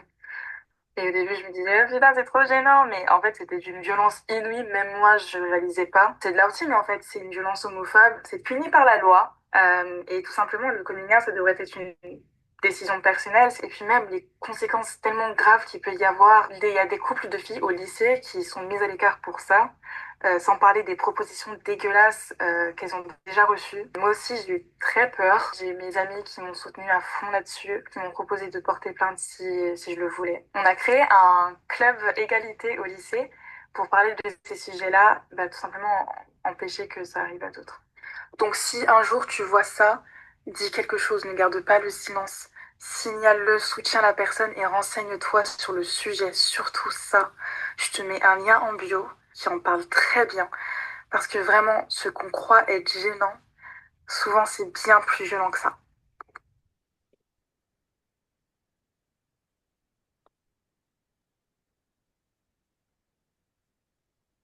Donc, comme vous l'ont Oui. dit, euh, Oriane, je vais pouvoir vous repartager le PowerPoint et la suite de la présentation. Mais donc, il y a 3 vidéos qui sont toutes accessibles sur le site de la campagne. Si normalement, vous allez avoir le PowerPoint qui se remet d'ici quelques instants. C'est parfait, donc ça vous donne un bon petit aperçu des vidéos. Et également, comme l'a mis ma collègue Asma dans le chat, la campagne est commandable, ce kit est commandable sur notre site. Et vous pouvez donc retrouver les vidéos sur le site de campagne. Donc ça, c'est vraiment le dispositif central que je vous ai présenté. Mais à cela s'ajoutent des petites choses sur la slide qu'on peut voir sur la slide d'après. Merci. Donc en fait, c'est maintenant, c'est actuellement, on vous fait retrouver une vidéo dans le Transilien, en fait, une vidéo qui reprend les éléments de la campagne en motion design. Donc si jamais vous prenez le Transilien, vous pourrez avoir la chance de voir cette campagne sur les écrans. Et également, en janvier-février, nous aurons des affiches de la campagne qui seront prévues sur des écrans JC2Co. Voilà, merci beaucoup pour votre attention et n'hésitez pas aussi à revenir, enfin, vous pouvez également directement nous contacter si vous souhaitez vous repartager des éléments de la campagne en utilisant toujours le hashtag gênant surtout violent, puisque en fait plus on peut la partager, plus ça permet de sensibiliser des personnes. Voilà, merci beaucoup. Merci beaucoup, Oriane. Merci beaucoup pour cette présentation. Merci beaucoup aussi pour tout le travail autour de la production de la campagne. Merci également à Blandine Clérin, responsable de la com, qui n'est pas aujourd'hui avec nous, mais qui a du coup travaillé avec toi sur cette campagne. Merci beaucoup aussi pour toutes les personnes qui ont contribué à la production des supports. Iris Guémar-Sibilo, Inès Girard, Gaël Perrin. Merci à l'agence Intrépide et merci aussi aux élèves qui ont été associés dans le cadre de cette campagne et qui ont aussi pu contribuer avec leur vision. Et merci également à notre collègue Asma Bouzbé qui a posté le message, qui est là aujourd'hui avec nous et qui contribue aussi à la diffusion de cette campagne en tant que chargée de diffusion des ressources au Centre Hubertine Auclair. Et on vous propose du coup sur la fin de ce webinaire de vous présenter d'autres ressources pour agir qui existent. Bon, déjà avec la campagne, il y a plein de choses à faire entre le quiz, le glossaire, les vidéos. Enfin, voilà, il y a plein d'idées d'activités, ce qui répond aussi à certaines des questions qui se demandaient comment on peut faire, est-ce qu'il y a des ressources. Donc on essaye d'en créer et d'en mettre à votre disposition. Et ce qu'on va faire, c'est que je vais vous présenter d'autres ressources qui existent, des formations que nous on propose au Centre Hubertine Auclair, vous mettre en lien aussi d'autres ressources qui existent au sein de l'éducation nationale, une partie, parce qu'il y en a plein. Et puis Inès vous présentera aussi quelques assos qui sont spécialistes de ces questions, vers lesquelles vous pouvez aussi vous tourner pour travailler en partenariat. Donc d'abord, peut-être Oriane a présenté la campagne en détail. On va pas le faire pour nos autres campagnes, mais sachez qu'il y a d'autres supports un peu du même genre que le centre a développé au cours des années et dont une grande partie sur la question des violences et des cyberviolences de genre vécues par les jeunes. Donc à chaque fois, il y a les affiches, des outils pour les jeunes, des guides pour les professionnels, des sites internet, dans certains cas des vidéos. Donc n'hésitez pas vraiment à aller explorer toutes ces campagnes, elles sont sur notre site internet. Vous pouvez les télécharger en PDF, les imprimer. Vous pouvez aussi les commander via notre boutique. On vous les envoie par la poste gratuitement en Île-de-France, moyennant les frais de port, si vous êtes en dehors de l'Île-de-France. Donc là, je vous ai juste mis les visuels de nos campagnes. Notre campagne sur mon genre de sport, sur l'accès au sport de manière égalitaire pour les filles et les garçons, notamment à l'adolescence. Notre campagne sur l'orientation Ma voix, mon choix, qui est avec la grande bouche qui est écrit. Notre campagne de lutte contre l'inceste, c'est mon père, mais c'est aussi un agresseur sur cette affiche-là. Notre campagne de lutte contre le sexisme dit ordinaire, ou tout ce qui peut être banalisé, propos sexistes, blagues, etc., qui est tout à droite. Et si on arrêtait, et si on en parlait, sexisme, parlons-en. Et puis sur la ligne du bas, deux de nos campagnes qui traitent vraiment spécifiquement des enjeux dont on a parlé aujourd'hui. La campagne Plus jamais sans mon accord, qui est au milieu. Tu m'as mis une main dans les couloirs, plus jamais tu m'agresses, où il y a d'autres affiches qui déclinent, qui parlent vraiment des violences vécues au sein des établissements scolaires et des violences sexuelles. Et puis la dernière campagne qui est Tu m'aimes, tu me respectes, qui parle des violences au sein des couples de jeunes. Donc toutes ces ressources-là sont vraiment faites pour vous. N'hésitez pas à les utiliser, à nous faire des retours dessus, à vous en saisir. Vraiment, c'est là pour ça. On a aussi d'autres ressources que vous pouvez retrouver sur notre site, et notamment ce qu'on appelle, nous, des malles virtuelles. Donc, c'est en fait des collections de ressources. Donc, il y a vraiment énormément de choses dedans qu'on crée sur des thèmes spécifiques. Donc là aussi, ça peut vous donner des idées à la fois vous pour vous former ou pour transmettre à des collègues qui se posent des questions, qui sont pas convaincus, etc., etc. Puisque souvent il y a des rapports scientifiques qui sont à l'intérieur, des textes ou des vidéos de vulgarisation de sujets de recherche, etc. Et puis il y a plein d'outils pour pouvoir travailler aussi avec vos publics et en particulier avec les jeunes dans toutes ces malles, des associations spécialisées. Donc voilà, n'hésitez pas à aller les voir. On les met à jour régulièrement. Donc voilà, de revenir les voir de temps en temps.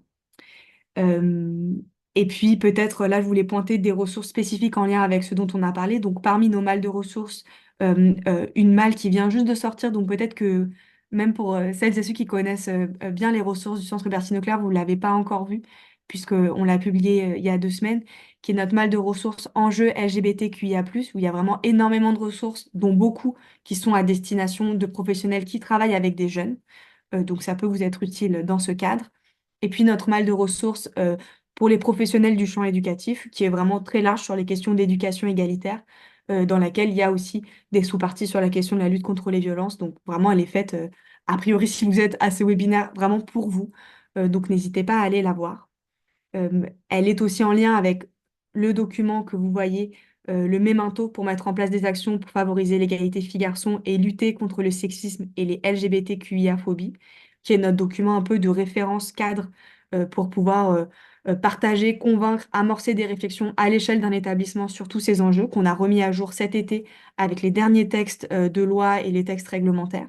Donc là-dedans, vous trouvez un peu des définitions, un état des lieux des enjeux en termes d'égalité et de violence de genre, et puis une grille de diagnostic pour amorcer une réflexion à l'échelle de votre établissement avec plein de questions que vous pouvez vous poser et des liens vers des textes de recherche scientifique qui expliquent pourquoi il y a des enjeux, pourquoi ces questions-là sont importantes. Donc n'hésitez pas, vous trouvez le PDF aussi sur notre site, à vous le procurer. Et enfin, un autre site ressource du centre qui avait été créé il y a maintenant bientôt 10 ans, lors de la première, après la sortie de la première étude du Centre Bertine Auclair sur les questions de violence de genre vécues en ligne par les jeunes personnes, qui est le site Stop Cybersexisme, qu'on a remis à jour et qu'on est en train de remettre à jour pour vraiment qu'il soit une ressource pour vous, pour trouver des informations euh, sur énormément de sujets, sur la loi, sur comment faire pour retirer des contenus qui sont en ligne, sur quelles sont les associations qui travaillent sur ces sujets qui peuvent intervenir auprès des élèves dans vos établissements. Et là, notamment sur l'Île-de-France, je sais que Inès et notre collègue Anne-Laure ont fait un gros travail pour recenser les associations qui font des interventions auprès de jeunes actuellement sur ces sujets-là, donc pour que vous puissiez les contacter le plus facilement possible, pour qu'elles puissent aussi vous aider et vous outiller là-dedans. Nous avons sur notre site d'autres ressources qui sont spécifiques sur la lutte contre les cyberviolences de genre chez les jeunes. Je les mets ici à chaque fois, elles sont très riches, donc je vous invite vraiment à aller les explorer. La première qui est une ressource pour les jeunes et moins jeunes qui s'appelle Suis-je victime de cyberviolence conjugale, qui est vraiment une checklist pour essayer de mieux décrypter, de mieux comprendre ce qui est OK dans une relation et ce qui n'est pas OK par rapport aux pratiques numériques. La deuxième, au milieu, c'est un zoom sur la loi, où on a recensé les articles de loi qui traitent des situations de violence, de cyberviolence de genre, pour montrer aussi que Internet n'est pas un espace de non-droit, que la loi s'y applique. Et à chaque fois, il y a une partie spécifique avec si la victime est mineure, qui peut particulièrement vous intéresser, vous, pour pouvoir connaître, faire de la prévention en mobilisant des articles de loi et vous-même ou vos collègues les connaître pour vous renforcer là-dessus. Et puis le dernier document, très pratico-pratique, que faire quand une jeune me dit, bah, ma photo que j'avais envoyée à telle personne l'a rediffusée sans mon accord. Elle est en ligne, elle est sur Snapchat, elle est dans un groupe de conversation. Je ne sais pas quoi faire, je suis perdue. Si soi-même, on ne sait pas non plus quoi faire parce que c'est pas quelque chose qu'on maîtrise, on peut se tourner vers cette fiche. Que faire en cas de diffusion non consentie de contenu intime en ligne, où vraiment là, on a toutes les étapes, ce qu'on peut faire, comment on fait pour signaler auprès de qui, comment on trouve les informations pour faire retirer ces contenus et aider les personnes qui nous entourent ou nous-mêmes. Donc n'hésitez surtout pas à aller la voir. Tout ça, ce sont nos outils. On propose aussi au Centre Hubertine Auclair des formations qui sont ouvertes aux professionnels. Et donc là, je vous ai mis les formations qu'on propose dans nos locaux. Elles sont ouvertes aux professionnels de toute la France. Donc vraiment, n'hésitez pas à venir si vous le pouvez. Vous former ici. Donc nos locaux sont basés à Saint-Ouen, juste au nord de Paris. Ce sont des formations qui durent à chaque fois 2 journées, qui sont des formations pluriprofessionnelles avec des professionnels de l'éducation nationale, de divers corps de métier, mais aussi de collectivités locales qui travaillent avec des jeunes, d'associations qui sont spécialistes ou non spécialistes de ces sujets qui viennent se former ou se renforcer sur ces thèmes. Elles sont vraiment prévues pour vous, donc vous pouvez trouver toutes les modalités pour vous inscrire à ces formations en ligne sur notre site.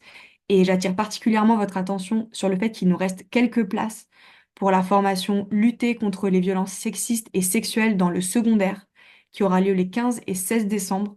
Donc c'est dans un mois. Donc n'hésitez pas vraiment, si vous voulez approfondir sur les choses dont on a abordé ce matin, à vous inscrire à cette formation ou à inscrire vos collègues ou des personnes de votre entourage. Voilà, ça permet vraiment d'aller beaucoup plus dans le détail sur tous ces enjeux et de mieux comprendre et de pouvoir agir. Et enfin, moi je voulais aussi vous représenter, vous connaissez certainement déjà ces ressources qui sont des ressources officielles du ministère, mais pour dire qu'elles existent aussi, il y en a plein sur Eduscol, mais c'est des ressources. Il y avait une question tout à l'heure qui disait, est-ce que les professionnels connaissent les obligations de signalement, par exemple, les protocoles, etc. Notre étude montre que la plupart des professionnels qui ont été rencontrés dans le cadre de cette étude, en fait, se sentaient démunis, ne connaissaient peu ou très mal les protocoles, ce qu'il fallait faire en cas de violence. À part certaines personnes ressources, notamment la vie scolaire, qui étaient plus à même de ces, de ces protocoles ou de ces ressources, alors que qu'elles existent, qu'elles sont une responsabilité partagée. Donc n'hésitez pas à aller voir, vraiment, donc j'ai remis les différents vadémécum. À droite de l'image, c'est le protocole de prise en charge des violences qui est proposé dans le cadre du programme de lutte contre le harcèlement à l'école. Donc, que nous, on recommande de connaître, de s'approprier, d'amender à l'échelle d'un établissement pour qu'il puisse vraiment être utile, utilisé et qu'on sache exactement qui fait quoi avant qu'on doive gérer une violence, qu'on se soit préparé en amont, puisque au vu des chiffres, forcément, on va devoir gérer ces situations. Et puis, on vous a remis ici 2 vidéos. La première, c'est la vidéo de cette année de la campagne nationale non au harcèlement, qui traite de manière à la fois spécifique et explicitement de la question des violences et des cyberviolences de genre, puisque le scénario, c'est deux jeunes filles qui sont photographiées ensemble, et on suit ensuite une d'entre elles qui est victime de harcèlement lesbophobe, et c'est explicitement nommé dans la vidéo au sein de son établissement et comment elle trouve de l'aide. Voilà, donc c'est la première fois qu'il y a un support national de sensibilisation non au harcèlement qui est explicitement sur la question des violences de genre, donc n'hésitez pas à vous en saisir. Et puis l'autre vidéo, c'était une des vidéos de la campagne Tous égaux, tous alliés, qui date maintenant de 2019, mais qui présentait des témoignages de jeunes personnes LGBT qui parlaient de leur expérience scolaire et de ce qui aurait été mieux pour elles et pour eux pour vivre une scolarité plus en sécurité, en fait. Et donc, ça reste, je trouve, une bonne ressource pour pouvoir aborder aussi ces sujets avec des jeunes. Et enfin, ce que vous trouvez tout en bas du slide, c'est juste une information ou un rappel qu'il existe désormais dans chaque académie des cellules d'écoute pour les victimes ou témoins de violences, de discrimination, de harcèlement, puisqu'on a beaucoup parlé des violences vécues par les jeunes, puisque c'était le sujet de notre étude, mais ces violences, elles touchent aussi les adultes. Donc ça, c'est aussi pour vous, en tant que personnel, vous pouvez vous adresser à ces cellules dont c'est le travail de vous permettre à vous d'avoir des conditions de travail qui sont dans le cadre de la loi et qui vous permettent de ne pas vivre de violence. Voilà pour cette partie. Et puis Inès va vous présenter quelques dispositifs et quelques associations spécialisées. Merci beaucoup, Gaëlle. Effectivement, on s'est dit que ce serait bien de presque terminer ce webinaire avec quelques ressources, enfin dispositifs et associations vers lesquels vous pouvez orienter les victimes. On tient aussi à dire que ce sont aussi des dispositifs d'écoute qui peuvent être aussi utiles pour les proches, pour les témoins, mais aussi pour les professionnels, pour aller chercher des conseils, de l'aide sur comment faire, et que ce ne sont pas uniquement des dispositifs à destination des victimes. Donc le premier, c'est le 3919 opéré par Solidarité Femmes, qui est le numéro d'écoute national destiné aux femmes victimes de violences et de cyberviolences. C'est un appel qui est anonyme et gratuit, 7 jours sur 7, 24 heures sur 24, et qui va ensuite vous permettre d'être réorienté vers des structures locales, des associations qui appartiennent à la Fédération nationale Solidarité Femmes, qui ensuite pourront permettre un accompagnement sur la durée qui répond aux besoins des victimes. Étant donné on s'intéresse beaucoup dans ce webinaire à la question des jeunes, il y a le chat anonyme et gratuit sur les violences et expériences dans les relations intimes animé par des professionnels de l'association Anne avant toutes, qui est à destination donc spécifiquement des jeunes, même si toute personne peut se rendre sur ce chat. Donc, ce sont des écoutes et des conseils spécialisés aussi sur les cyberviolences, donc du lundi au jeudi de 10h à minuit et le vendredi et samedi de 10h à 21h sur le site commentonsème.fr. Il y a aussi un autre site à destination des un peu plus jeunes, donc plutôt 12-14 ans, qui s'appelle Mes premières fois, qui renvoie en fait sur ce site comment on s'aime, qui est un peu plus pour 15, 20 ou 16, 25 ans, donc pour des un petit peu moins jeunes, mais jeunes quand même. Ce sont le même chat et qui permet donc aux jeunes et notamment aux élèves de collège-lycée d'aller sur ce chat. Et je tiens aussi à vous partager une nouvelle donc d'En Avant Toutes qui hier a lancé officiellement sa plateforme de visioconférence. Donc pour les personnes qui souhaitent aussi prendre un rendez-vous en visioconférence pour un premier échange et qui ne souhaitent pas passer pour un chat, mais qui ne veulent pas forcément aller en présentiel, voir des associations ou avoir un soutien euh, médico-social, par exemple. Il est aussi maintenant possible donc de prendre rendez-vous en visio via un formulaire ou en passant par les chats, notamment pour les jeunes victimes de violences ou de cyberviolences de genre. Ensuite, vous avez la ligne d'écoute dédiée aux victimes de viols et d'agressions sexuelles ou de violences sexuelles, de viols Femmes Information, du collectif féministe contre le viol, qui est ouvert du lundi au vendredi de 10h à 19h, qui sont aussi formés sur les cyberviolences sexuelles, qui pourront voilà, donc vous accompagner, mais aussi vous apporter des éléments de réponse. Et enfin, peut-être le numéro qui vous intéresse davantage, notamment dans le cadre pour les jeunes et dans les établissements scolaires, c'est le 3018, qui est le numéro national pour les jeunes victimes de violences numériques, de harcèlement ou de cyberharcèlement aussi, qui est ouvert du lundi au vendredi 7 jours sur 7, de 9h à 23h. Et il existe aussi un chat disponible sur le site internet www.3018.fr, mais aussi une application.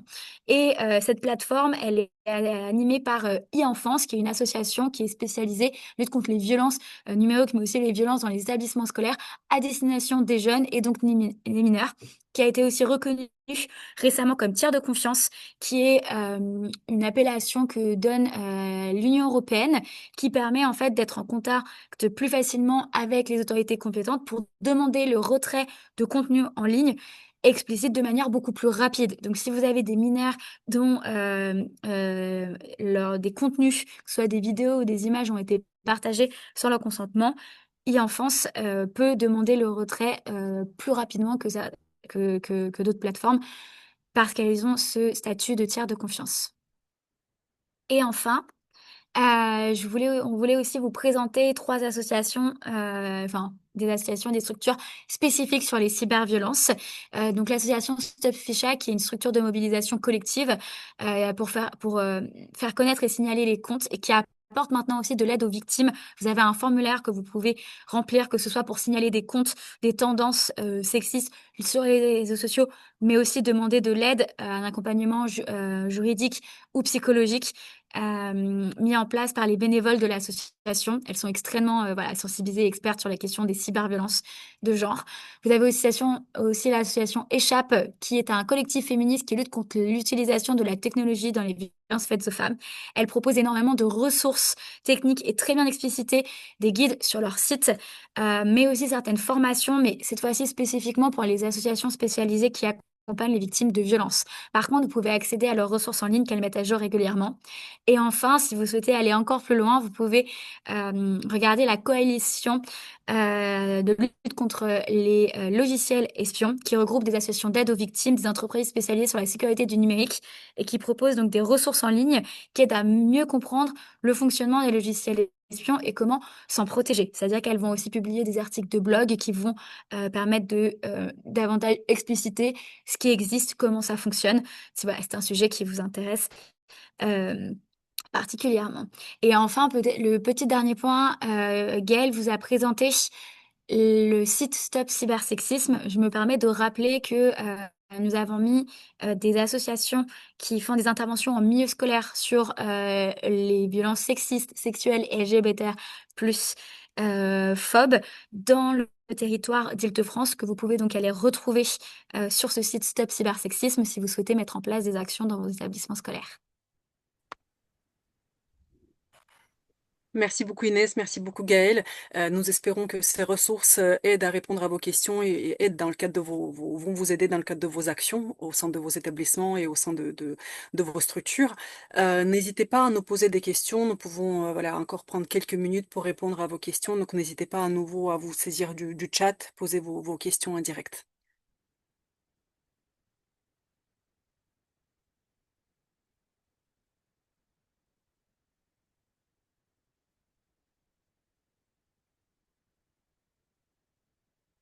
Merci beaucoup en tout cas pour vos retours très positifs via le chat, mais n'hésitez pas à poser des questions sur la campagne, sur les ressources du Centre Hubertine Auclair ou aussi sur des ressources des partenaires que nous venons de présenter.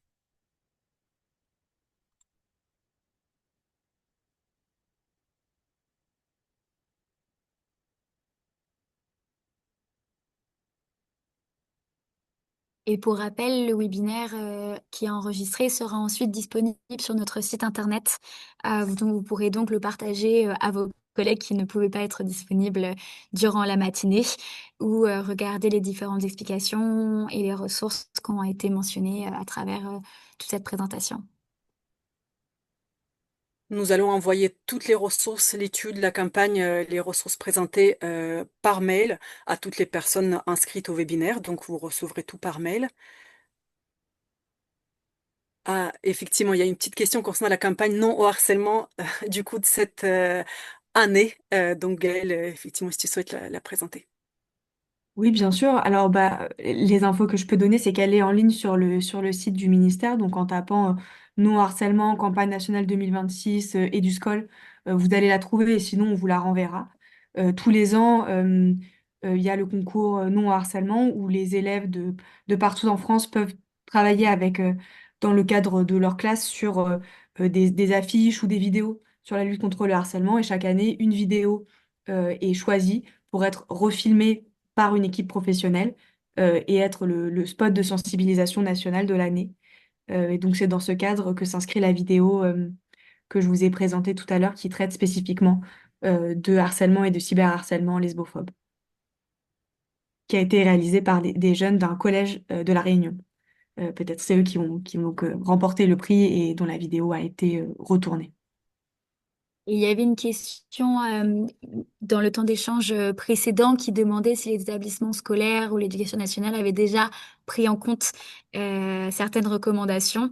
Et donc, on se dit au Centre Hubertine Auclair que la sélection de cette vidéo, qui se base sur les productions des élèves, mais répond aussi aux préconisations qu'on a mis, qu'on a voulu faire en montrant que ce sont les filles lesbiennes, bi et trans qui sont les principales victimes du continuum des violences et des cyberviolences de genre. Et donc, cette nouvelle campagne répond déjà en première partie à certaines de nos préconisations. Et peut-être, il y a une question sur la question des temps de sensibilisation en primaire. Peut-être par rapport à nous, notre campagne, c'est pas une campagne qui a été pensée pour des élèves aussi petits. Donc nous, notre idée, c'était vraiment d'avoir une campagne pour les jeunes plutôt en collège ou en lycée. Il y a d'autres ressources qui existent et on en a sur notre site Stop Cybersexisme ou dans nos malles de ressources à destination plutôt du premier degré. Mais notre campagne, je pense, c'est pas le meilleur outil pour faire ça. Euh, voilà, c'est pas comme ça qu'elle a été conçue. Après, si vous pouvez faire intervenir des associations pour cette session de sensibilisation en primaire, les associations que l'on a recensées au sein de notre site Sub Cybersexisme peuvent parfois intervenir aussi en primaire. Vous avez toutes les explications de leur territoire d'intervention, leurs spécificités dans les thématiques qu'elles peuvent aborder, mais aussi les tranches d'âge, donc entre primaire, secondaire, voire parfois aussi maternelle et aussi parfois dans l'éducation supérieure. Donc vous pouvez aussi peut-être obtenir différentes informations ici.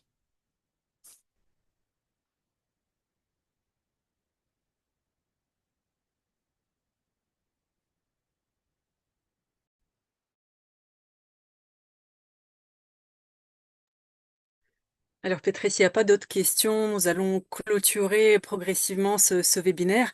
Merci beaucoup à nouveau à toutes les intervenantes. Merci beaucoup à toutes les personnes qui ont contribué à la production de cette étude. Merci également à vous pour votre participation, d'être aussi nombreuses et nombreux aujourd'hui. Merci beaucoup également pour tout le travail que vous faites sur le terrain. Sachez que le Centre Hubertine Auclair, on est à votre disposition. N'hésitez pas à suivre nos actualités, à vous saisir de nos ressources. Vous pouvez également vous inscrire à notre newsletter bimensuel qui s'intitule La Cybertine. Donc vous trouverez le lien d'inscription sur notre site et on peut peut-être aussi vous le poster là rapidement dans le chat. Donc vous pouvez vous inscrire à notre newsletter pour suivre toutes nos actualités, nos productions, nos ressources, nos formations, nos webinaires, nos événements aussi, voilà, les événements qu'on organise principalement à destination des professionnels. Donc on est à votre disposition. Merci beaucoup de votre attention, merci beaucoup de votre participation et à très bientôt. Merci beaucoup. Au revoir. Au revoir, merci. Au revoir, merci beaucoup.